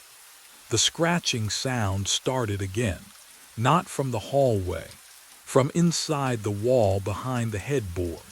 Something was in there, something that had been clawing for a very long time. I grabbed the headboard and yanked it away from the wall. The drywall behind it bulged outward, warped and soft with moisture. I could see cracks spreading like veins. Whatever was behind it had been trying to get out, or trying to make room. I drove my fist through the drywall. It gave way with a wet crunch, and the smell that poured out made me gag. Rotting meat and mildew and something else, something older. I tore at the edges, pulling away chunks of plaster and insulation, widening the hole until I could see into the darkness beyond. A crawl space, barely 3 feet deep. And it wasn't empty. Fabric, rotting. Dark shapes wedged into the narrow cavity like sardines in a tin. I fumbled for my phone, shone the light inside, and my stomach turned to ice. 3 bodies. Can you imagine finding yourself staring at your own future? Because that's what I saw in that crawl space. They wore the same uniform I had on. Pale blue shirts, name tags still pinned to their chests despite the advanced decay. I leaned closer, bile rising in my throat, and read the names embossed on tarnished plastic. Draper, HSU, Alvarez. The missing night auditors, all of them, stacked in the walls like forgotten luggage. But what chilled me most wasn't the bodies. It was the fresh scratches on the inside of the drywall, made from within. And the newest corpse was still wearing a watch that ticked softly in the dark. Behind me, footsteps entered the room. Slow, deliberate. My own voice whispered from the doorway, and what it said made my blood freeze. I bolted through the doorway, past the smell clinging to my uniform like grease. My shoes slapped the hallway tile too loud, too fast, but the other footsteps behind me matched my rhythm exactly. Not rushing, just keeping pace. The lobby fluorescents buzzed overhead as I stumbled behind the front desk. My breath came in short gasps. I turned. He stood in the center of the lobby, my face, my uniform, my posture even. That slight slouch I'd always hated. But his eyes were calm, patient. "You ran," he said with my voice, not mocking, observing. "Stay back." My hand found the desk phone, dead, no dial tone, just silence. He tilted his head. "You're not Derek Paulson." I. "I am. You're what he left behind when he ran." He stepped closer. The floor didn't creak under his weight.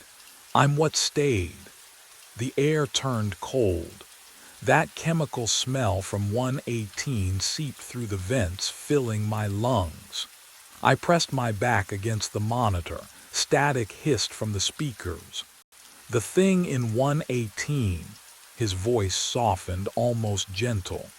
"It feeds on unfinished shifts, on abandonment. Someone starts the work, then leaves. Walks away mid-shift." He gestured at me. "You're the echo, I'm the exit. What would you do if you couldn't remember yesterday?" I tried. Oh God, I tried to pull up anything before tonight. My first shift, training, the interview. Where I lived, my mother's face. My childhood bedroom, nothing, just the desk, the keys, the hallway, an endless loop of fluorescent light and rotting air. "You've been here 6 months, he whispered, repeating the same 8 hours, trying to finish what he abandoned. But the real horror was what he said next. I woke with my cheek pressed against the front desk. Sunlight. Real sunlight streaming through the office window, warm and gold. The fluorescent buzz had stopped. Morning sounds filtered in from the parking lot. Car doors, an engine turning over, a crow cawing somewhere distant. My mouth tasted like stale coffee. My neck ached. 8:03 in the morning. The door chimed. Gloria Finch breezed in carrying her thermos and clipboard, keys jangling on her belt. She smiled, the first genuine warmth I'd seen from her in. "How long?" "Derek, you look exhausted, hun." She set her things down, glanced at the logbook. "Another quiet night." I stared at her. She looked normal, real. Her perfume smelled like lavender, not chemicals. "Yeah," I heard myself say. "Quiet." She nodded, already distracted by paperwork. I turned to the computer. My hand shook as I pulled up the schedule. 6 months. 6 solid months of night shifts under my name. Never missed. Never late. Perfect attendance from October 5th through today, April 9th. My throat tightened. I clicked through to room status. 118 blinked on the screen. Vacant, green. Available. The notes section showed nothing. No complaints. No incidents. Vacant for months according to the maintenance log. But what I'd seen in that crawl space hadn't been a dream. "You feeling okay?" Gloria's voice cut through my thoughts. "Fine." The word came out flat. She studied me for a moment, then shrugged. "Well, get some rest. See you tonight." Tonight, I stood, gathered my jacket, walked toward the exit, and then I smelled it. Faint. Underneath Gloria's lavender. Underneath the morning coffee brewing in the break room. Something sweet and rotting clinging to my uniform, to my skin, the smell from 118. I looked back at the desk, at the empty hallway beyond. At room 118's door, closed and silent at the end of the corridor, Gloria hummed softly, filling out forms. The sunlight felt cold now. I stepped outside. The parking lot stretched before me, familiar and endless. My car sat in its usual spot. I reached for my keys. Can you imagine walking toward freedom and knowing deep in your bones that you'll never reach it? I opened the car door, started the engine, drove toward the exit, and when I blinked, I was back at the desk, cheek pressed against cold laminate, sunlight streaming through the window. 8:03 in the morning. The door chimed. Gloria walked in, smiling. The man at my desk is wearing my face. I press my palm against the security office window. The glass is cold, too cold for October. My breath doesn't fog it. That should bother me more than it does, but I can't stop staring at him. At me, slumped over the desk like he fell asleep mid-shift, except his eyes are wide open, staring at the door. At me. The fluorescent lights inside hum at a frequency that makes my teeth ache. I've worked this graveyard shift for 3 years. I know every sound in this garage, but this is wrong, like a violin string tuned half a step flat. I reach for the door handle. My hand passes through the first time. No, not through. I missed. My depth perception is off. I try again, slower. The metal is ice against my skin, and when I pull, the door doesn't budge. Locked from the inside, but I can see my keys, right there on the corpse's belt. Same carabiner. Same Swiss Army knife attached. Same brass key to my apartment that I've been meaning to replace because the teeth are worn down. What would you do? If you saw yourself dead, I should call someone. 911, my supervisor, anyone. But my radio hangs silent at my hip, and when I reach for my phone, I don't remember where I left it. The thought slips away like water through fingers. The body's chest doesn't move. No rise, no fall. But here's what makes my stomach drop. The wedding ring tan line on his left hand. I got divorced 2 years ago. Haven't worn the ring since. But the pale band of skin is there on both of us. Identical. His eyes haven't blinked once. I tap the window once, twice. The sound echoes wrong in the concrete space like it's traveling through water instead of air. The corpse doesn't react, but I swear his pupils shift, just a fraction, tracking toward the sound. The air smells like hospital disinfectant mixed with gasoline. And that's when I notice the time clock on the wall behind him. The red digital display blinks. 2:11 a.m., 2:11, 2:11, over and over. The same moment. Frozen. But what I saw next made me realize the clock wasn't broken at all. My mind fractured backward to 11 p.m. The time clock's green light blinked as I swiped my badge. Same fluorescent hum I'd heard 500 times before. Same coffee smell from the pot I'd started 3 hours into every graveyard shift for the past 2 years. Same concrete chill seeping through my boots. Normal. Everything felt normal. I poured the coffee into my thermos, the steam curling up in that familiar way. Took a sip. The liquid hit my tongue and, wrong, metallic, like I'd bitten the inside of my cheek, like blood pooling in my mouth.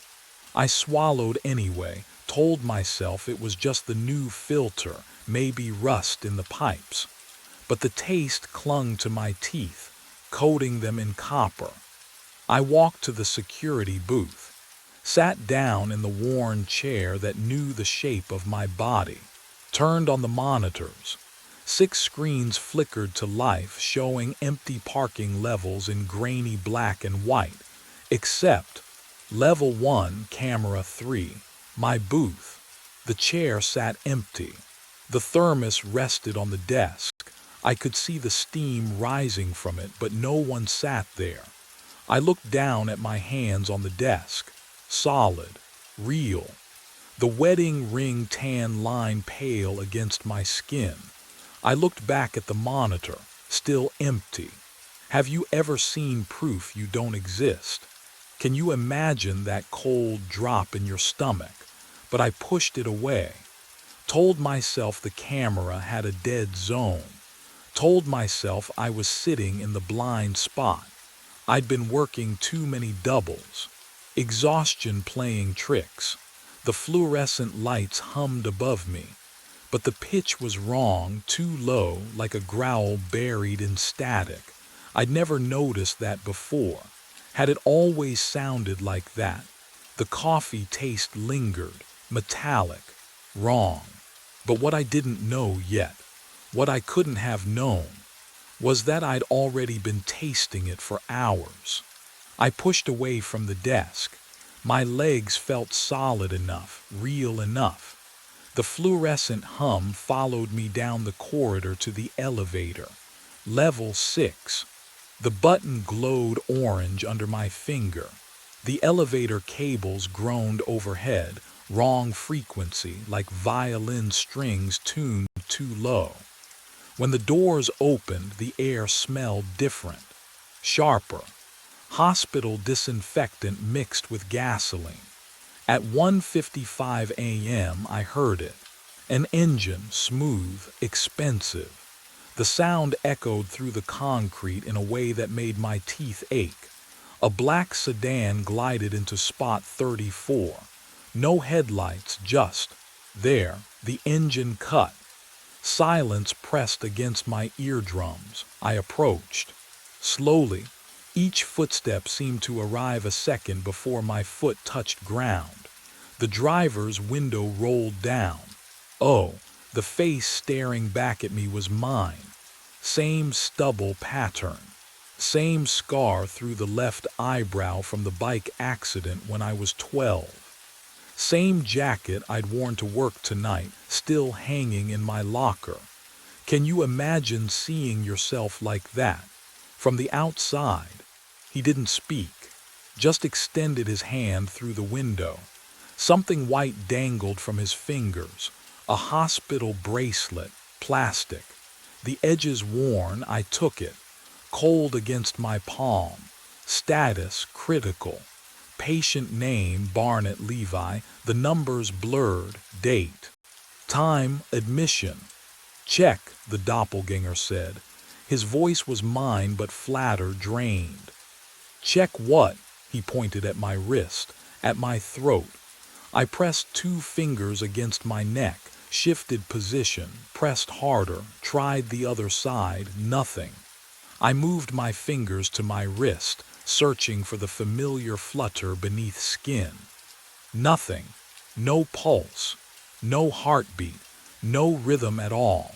But what I didn't understand yet was that this moment right here had already happened before. I stumbled backward, hand pressed against silent ribs. The sedan driver watched me with dead eyes, my eyes.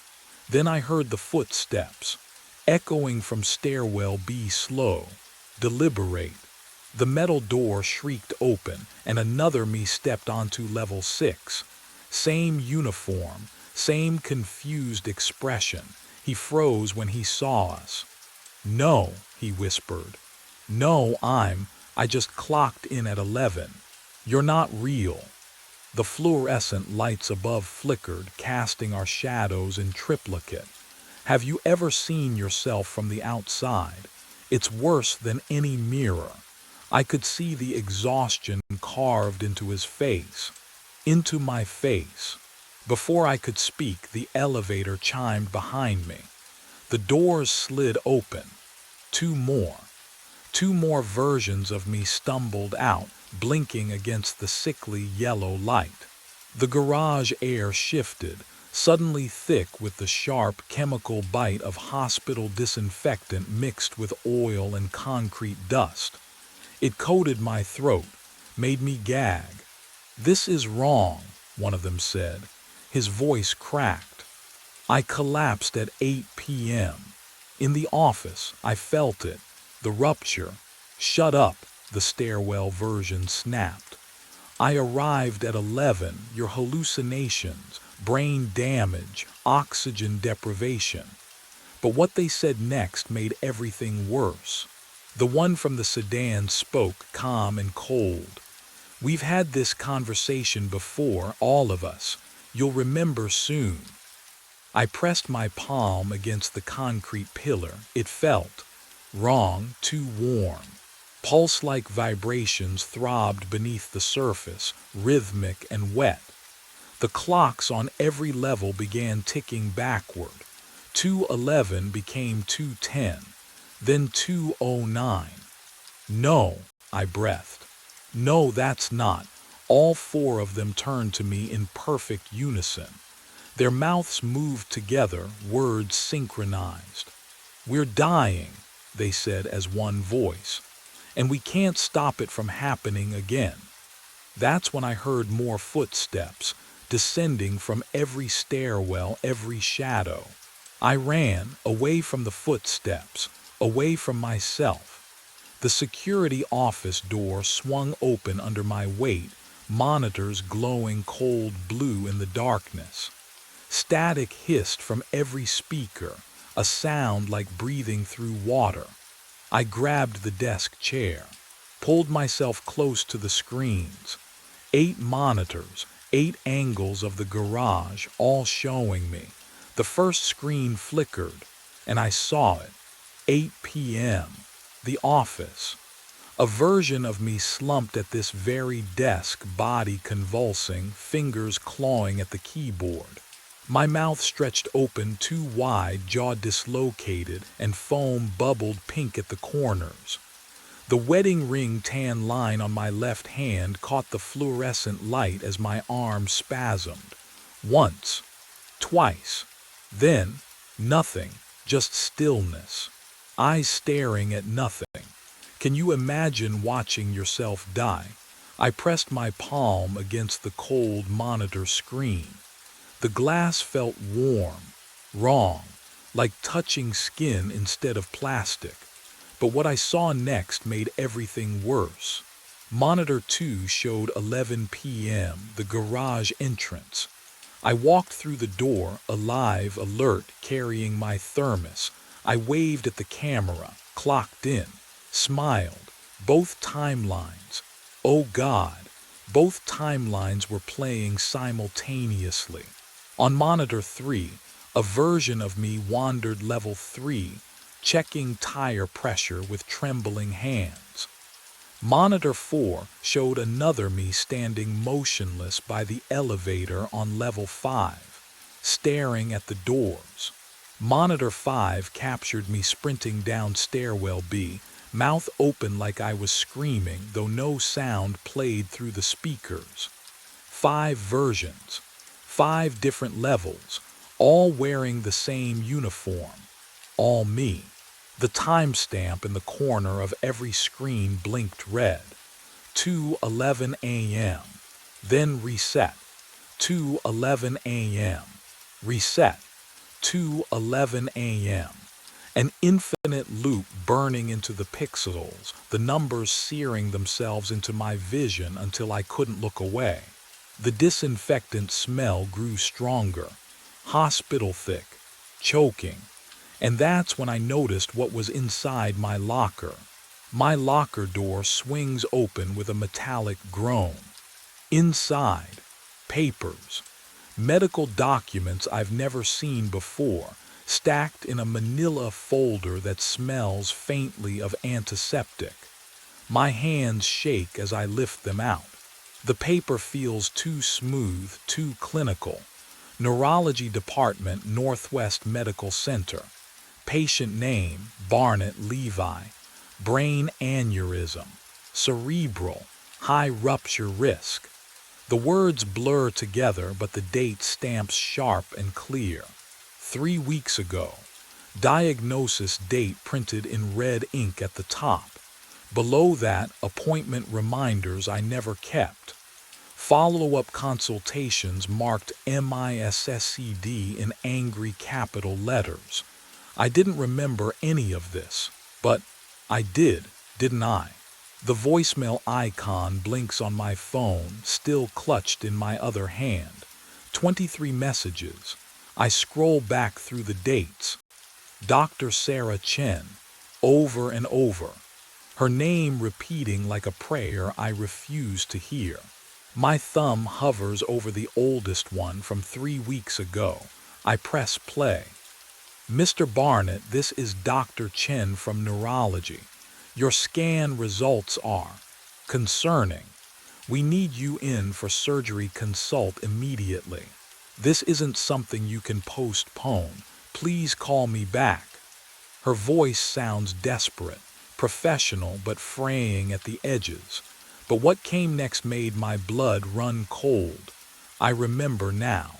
The notification lighting up my screen during a double shift. I'd swiped it away, deleted it, clocked in for overtime instead. The garage needed coverage. I needed the money. What would you have done? Chosen your health? Or chosen not to lose everything you'd already sacrificed for? I stumble backward, away from the locker, away from the evidence of my own stupid, stubborn denial. The elevator. I need out. Now. I slam my palm against the call button and the doors slide open immediately, too immediately. I step inside. The floor lurches beneath me as the car descends. Then it stops. Not at a floor, between them. The cables hum.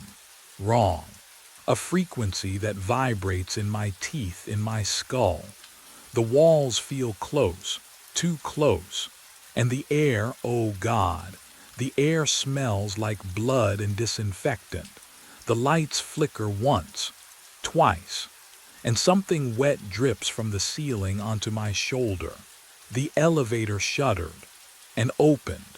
Level 6. The doors split apart with a mechanical groan that sounded almost relieved, as if the machine itself had been holding its breath. I stumbled forward onto the concrete, gasping, tasting copper and exhaust fumes mixing in the back of my throat. The fluorescent lights buzzed overhead, but softer now, rhythmic, like a pulse. They were waiting for me, all of them. 4 versions of myself stood in a semicircle around spot 34. The black sedan sat silent in the center, engine cooling with soft metallic clicks. Each version wore the same uniform, the same exhausted expression, the same wedding ring tan line on the same left hand. They turned as one, stared at me with my own eyes. I opened my mouth to speak. We are neurons misfiring. The words came from all of them, from me. A chorus of fractured voices speaking in perfect unison, overlapping at the edges like radio static bleeding between stations. Can you imagine hearing your own voice split into harmony with itself? It's not an echo, it's recognition. The garage is the space between synapses. I stepped back. The concrete wall behind me felt wrong, warm. Not the cold cement it should be. I pressed my palm against it and felt something beneath the surface.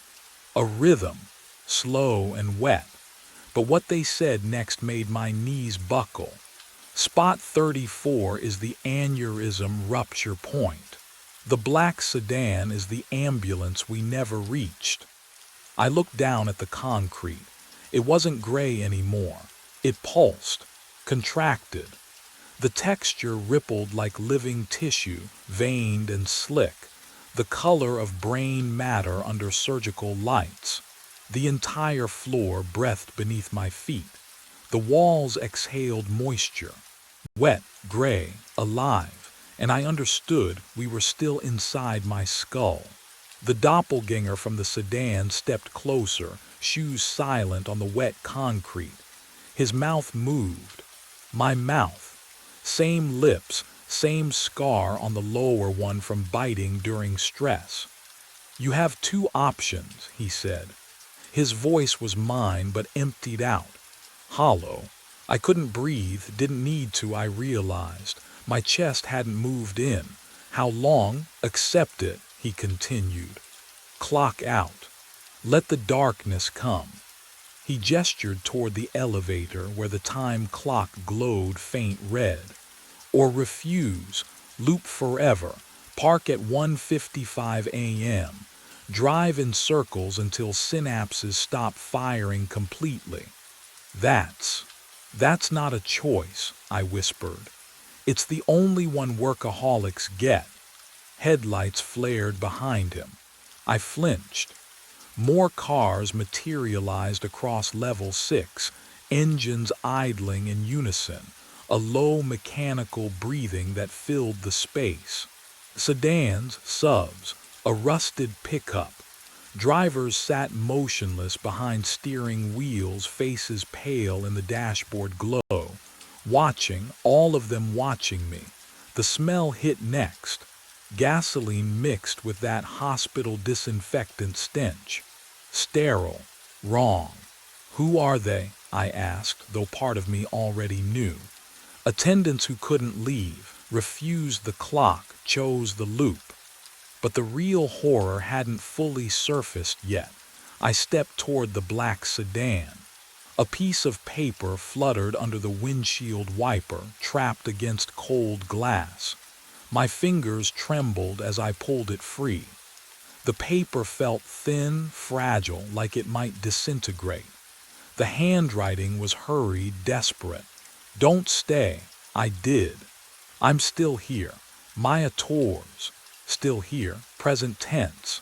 I scanned the cars again, searching faces in the dim light. Third row. A woman in a day shift uniform, hands frozen on the wheel, eyes open but unseeing. Her name tag caught the fluorescent glare. Maya. Can you imagine? Realizing your eternity is a parking spot, a timestamp, a loop you chose because letting go felt worse than staying. "She's been here 8 months, the doppelganger said quietly. "She thinks it's still her first night." My pulse should have spiked. Would have if I'd had one. The terror sat cold in my non-existent chest, spreading like frost. And that's when I understood what the choice really meant. I walked back to spot 34. The painted lines glowed under the fluorescent wash, brighter than they should have been. My boots scraped concrete that smelled wrong. Not just oil and exhaust, but something clinical. Antiseptic. Like they'd tried to scrub away something permanent. The doppelganger followed. Silent, I knelt, pressed my palm flat against the cold surface. The concrete was darker here. Stained. Not just one shape, layered rings like tree growth, each a different timeline of something spilled. "How many?" My voice cracked. 12 attendants. He stood over me, hands in pockets. Heart attack, stroke, aneurysm. All died right here. All chose overtime over doctors. I stood. The idle engines behind me pulsed in rhythm. 1, 2, 3. Heartbeats I didn't have anymore. But what I found next made the air leave my lungs completely. I moved to the garage's edge, where the concrete barrier overlooked downtown. The city sprawled below, every window lit, every street visible. Traffic lights blinked yellow. A woman stood on the corner, arm raised to hail a cab. A cyclist leaned forward mid-pedal. None of them moved. Not a single person, not one car. "How long?" I whispered. "Since 2:11 a.m., the doppelganger said. "When your aneurysm ruptured, when you collapsed in the office. The world kept going, but not for you. I gripped the barrier. The metal bit into my palms, cold, real, solid. I clocked in at 11, I said. I walked through the door. I was breathing. No, his voice was gentle, pitying. You were already gone. The fluorescent lights hummed lower, deeper. The sound crawled inside my skull. And that's when I understood what the time clock had really been counting down to all along. The time clock hums against the wall. 2:11 a.m. blinks red. Over and over, I stand there. How long? Minutes. Hours. Time doesn't work the same when you're already dead. My hand hovers over the button. Punch out, accept the darkness, let my neurons finally stop misfiring. Or punch in. Loop forever. Become the black sedan driver warning the next one who refuses to let go. The metal feels cold under my fingertip. Real. More real than anything since I collapsed at this desk. Can you imagine choosing your own eternity? Knowing the choice is final. I think about Maya Tours, about the 12 others who stayed, about the version of me who tried to warn himself and failed. I press the button. The screen glitches, pixels scattering like dying synapses. The red numbers fracture into static. The hum stops. Everything stops for a moment. Nothing. Just the smell of concrete and gasoline. Just silence. But what happened next would change everything. The world blinks, and when it comes back, 1:55 a.m., I'm sitting behind the wheel of a black sedan.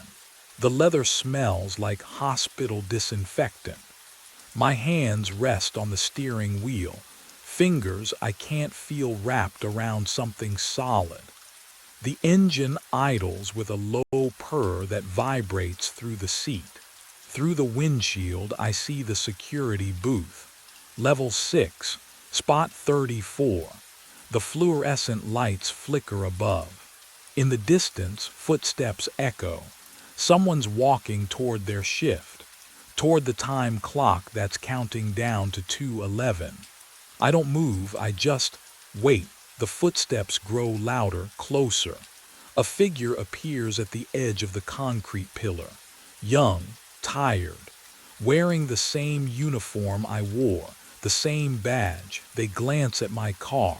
Our eyes meet through the glass. I reach for the window button, and I wonder if they'll listen. The backseat was empty. I checked the rearview mirror again, blinked hard. The worn leather seat stretched vacant in the yellow glow of passing streetlights. No businessman, no pressed charcoal suit, just gone. My foot eased off the accelerator. The Crown Victoria's engine hummed lower, a tired growl that matched the pulse hammering in my ears. I'd only looked away for 3 seconds, maybe 4, to merge onto the highway. He'd been there, silent as always, hands folded in his lap. Now nothing. The pine air freshener swung from the mirror, tick-tock, tick-tock. Its chemical sweetness couldn't mask the smell creeping through the cab. Something stale and wrong, like old sweat trapped in closed spaces. But the suitcase remained. Black leather, expensive looking, sitting upright on the seat where he'd placed it. I hadn't heard a door open. Hadn't felt the rush of cold November air. The child locks were still engaged. I never turned them off after midnight fares. My hands tightened on the wheel. Slick. When had I started sweating? Behind me, Terminal 3 shrank into darkness, its fluorescent lights swallowed by distance. The highway stretched empty in both directions. No other headlights. No witnesses to whatever the hell just happened. I should pull over, call someone, but who?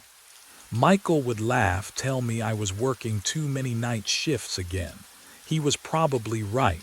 I was probably the suitcase. Moved, not much.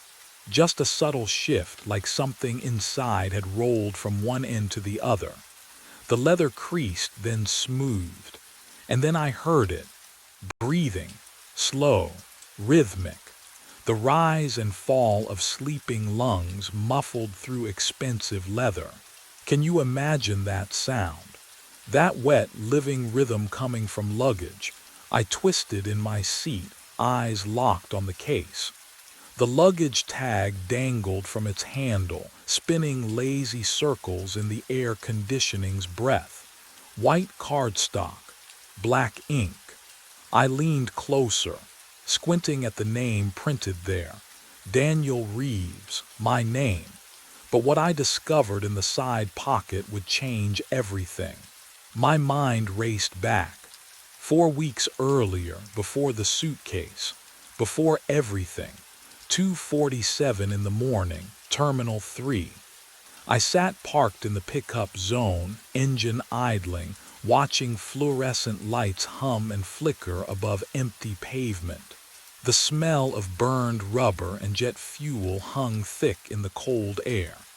Monday nights were always dead after midnight, just me and the occasional red-eye arrival. The arrival's board blinked. Chicago. On time. 3 minutes later he appeared. Charcoal suit, black leather suitcase. Mid-40s maybe. Clean-shaven face that gave away nothing. He opened the back door without a word, slid into my cab like he'd done it 1,000 times before. I glanced at the rearview mirror. Where to? He didn't answer, just held up his phone, screen facing me. An address glowed in white text. Oak Street, downtown. Okay, I said. Silence settled between us like fog. I pulled away from the curb, tires whispering against wet asphalt. Rain had stopped an hour ago, but everything still glistened under streetlights. I tried again. Business trip, nothing. He stared out the window, hands folded in his lap. That's when I noticed it, a small scar on his left hand, pale, crescent-shaped, the kind that comes from something sharp. But what caught my attention wasn't the scar itself, it was how still he sat. No fidgeting, no phone scrolling, just waiting. The ride took 18 minutes.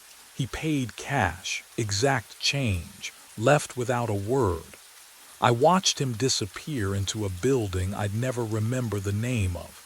Strange fare, I thought, nothing more, but the next Monday. 2:47 a.m., Terminal 3, Chicago flight. There he was again, same suit, same suitcase, same silence, and the Monday after that.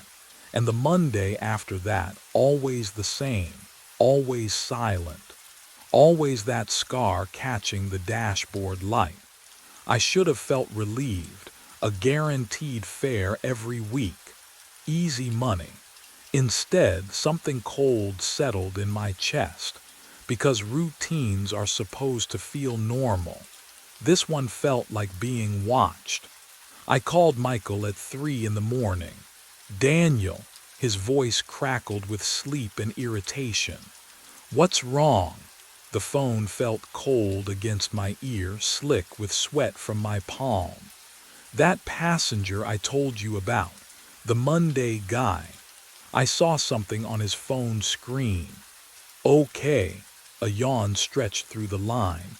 My texts, Michael, private messages I sent you last week, word for word on his screen. The silence lasted too long.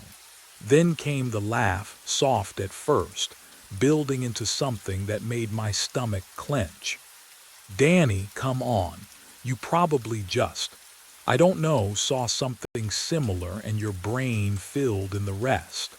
How many night shifts you working this week? I know what I saw. You're exhausted. You've been driving how many hours straight? 12. 14. The concern in his voice felt rehearsed, distant, like he was reading from a script titled How to Calm Your Paranoid Brother. This is different. Get some sleep. Seriously. When's the last time you took a day off? I opened my mouth, closed it. When was the last time?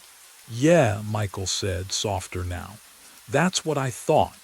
Look, I've got an early meeting. We'll grab coffee this weekend, okay? The line went dead before I could answer. I sat in my taxi outside a darkened convenience store, engine ticking as it cooled. The streetlight above me buzzed, a steady, maddening hum that burrowed into my skull. My coffee had gone cold in the cup holder, a skin forming across the surface that caught the yellow light in oily swirls. Who else could I call? Who else was there? The truth settled like wet concrete in my chest. No one.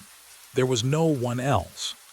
I'd spent years perfecting the art of being alone, convincing myself it was safety, not isolation.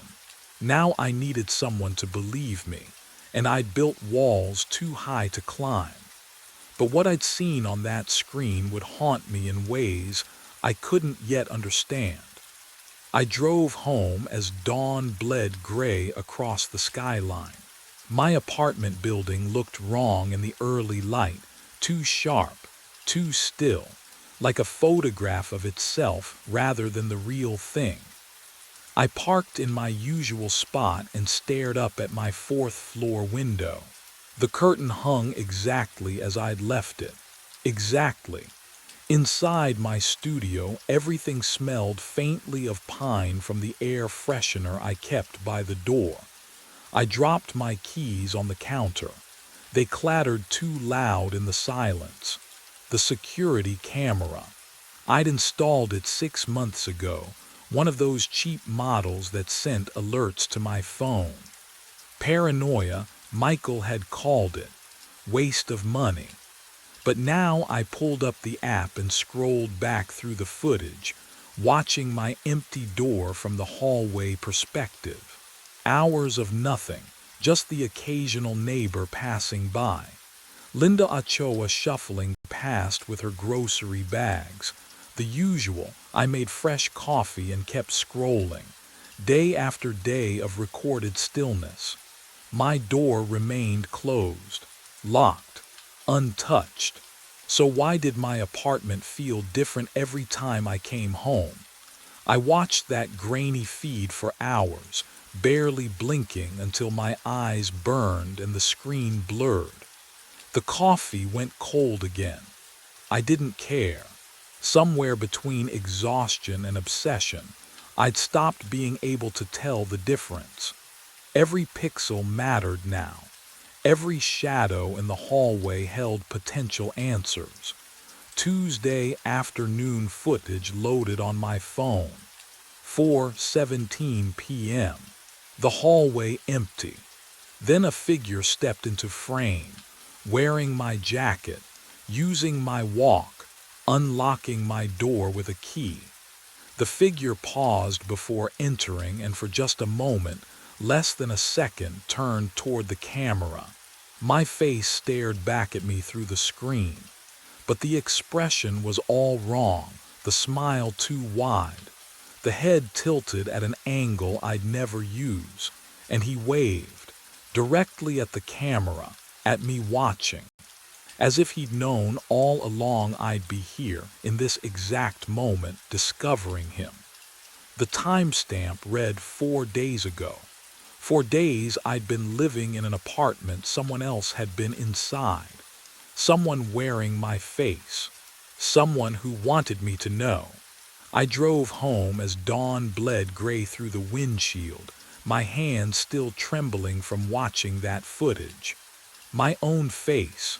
My own smile. Wrong. The key turned in the lock like always. The door opened onto silence. For a moment, just a breath, the familiar smell of stale coffee and old leather wrapped around me like safety. Then I stepped into the bathroom. The toothbrush sat on the left side of the sink. I always keep it on the right. Always. My hand hovered over it, not quite touching, as though the blue bristles might burn my fingers. Someone had used it. Someone had stood where I stood, looked into my mirror, brushed teeth that weren't theirs. Can you imagine that? The invasion of it. I backed into the kitchen. The fridge hummed its usual monotone, but when I opened it, oh God, organic milk, Greek yogurt, a carton of blueberries still dewy with condensation. I buy instant coffee and day-old sandwiches. Nothing fresh, nothing expensive, but what I found next made my skin go cold. My jacket, the brown leather one, draped over the chair like it belonged there. I lifted it to my face. The scent hit me like a fist. Sharp cologne, something woody and deliberate. I don't wear cologne, never have. The leather felt warm, as though someone had just taken it off. I moved through the apartment room by room. Closet, bedroom, the narrow space behind the shower curtain. Nothing, no one, just the wrongness settling into my bones like frost, the certainty that someone had been here, living my life with the volume turned just slightly off-key. The coffee mug sat on the left side of the counter. I'm right-handed, and that's when I heard it, a key sliding into the lock behind me. I spun around. Empty hallway. Linda's door closing across the hall, the click of her deadbolt sliding home. Just the neighbor. My heart hammered against my ribs anyway.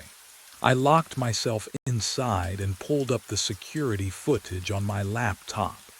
The screen's blue glow made my studio feel like a fishbowl. Cold coffee sat beside me, forgotten hours ago.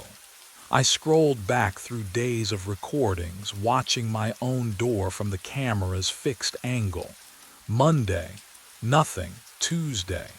I worked the day shift that week, left at noon. The hallway stayed empty until 4 p.m.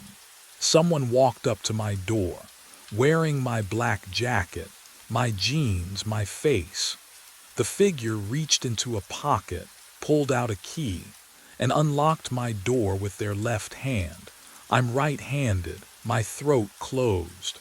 I watched me walk inside like he owned the place, because apparently he did.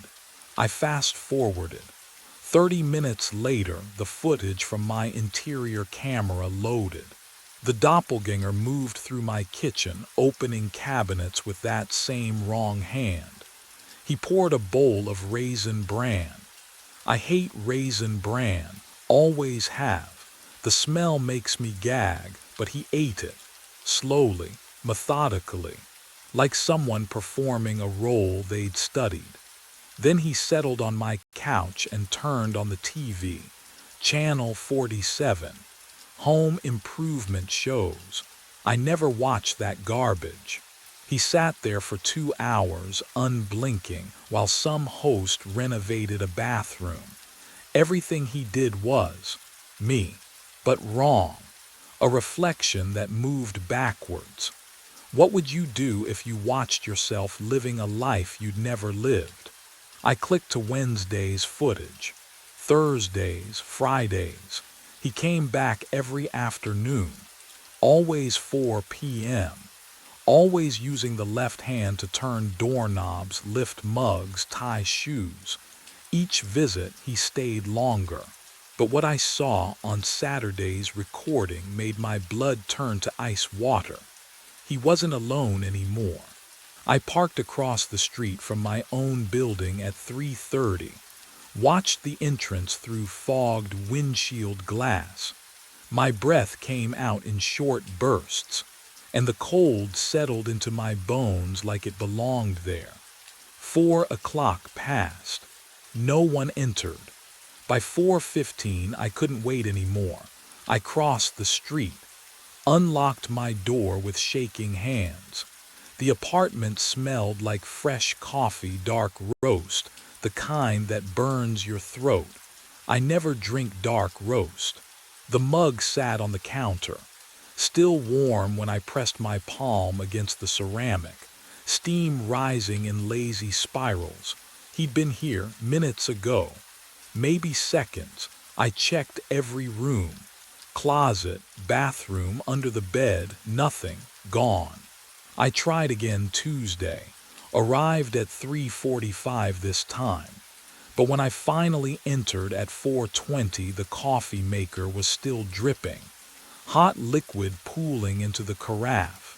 The sound filled the kitchen, drip, drip, drip. Each drop felt like a heartbeat I'd missed. Can you imagine chasing yourself through your own life and always arriving too late? But what happened next made everything worse. My phone buzzed Wednesday afternoon. Michael's text glowed on the screen.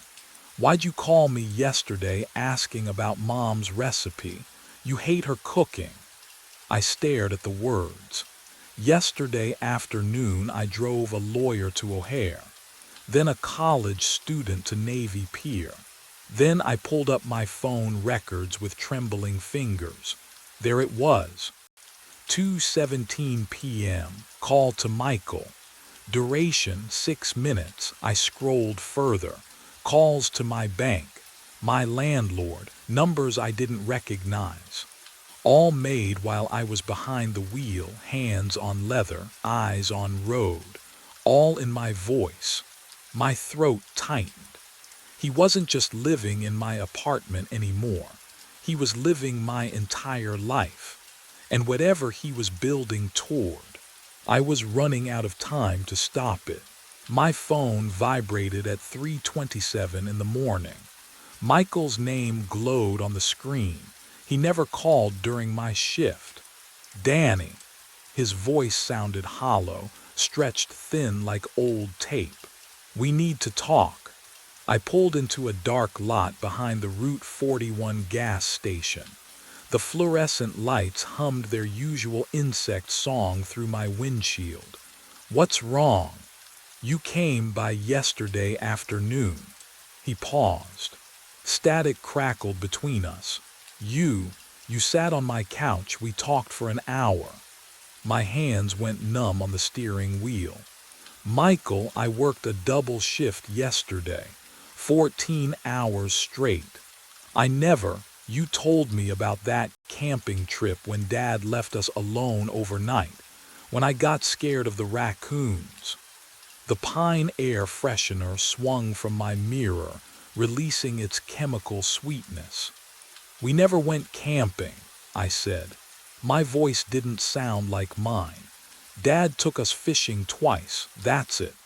"Danny, I remember, you were there, you laughed about it, said I cried for 3 hours.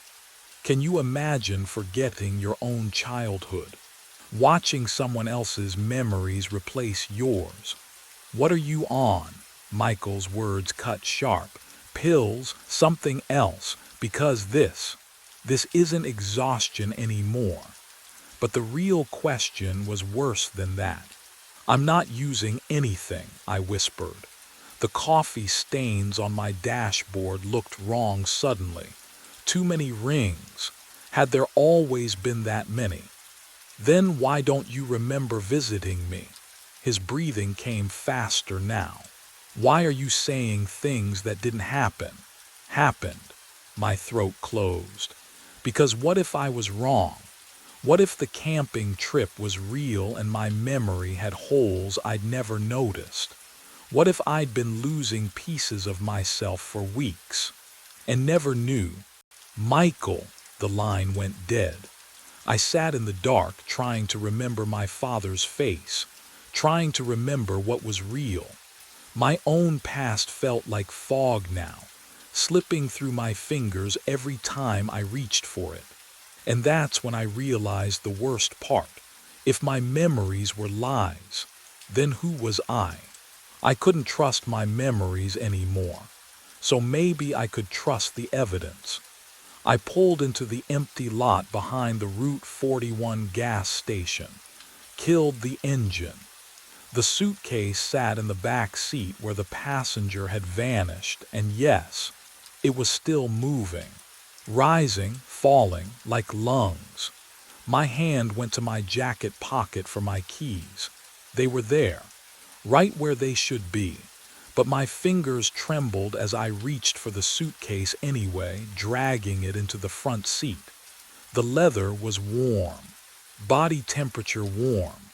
The smell hit me then, that familiar cologne I'd noticed in my apartment, the one I didn't own, sharp and citrusy and wrong.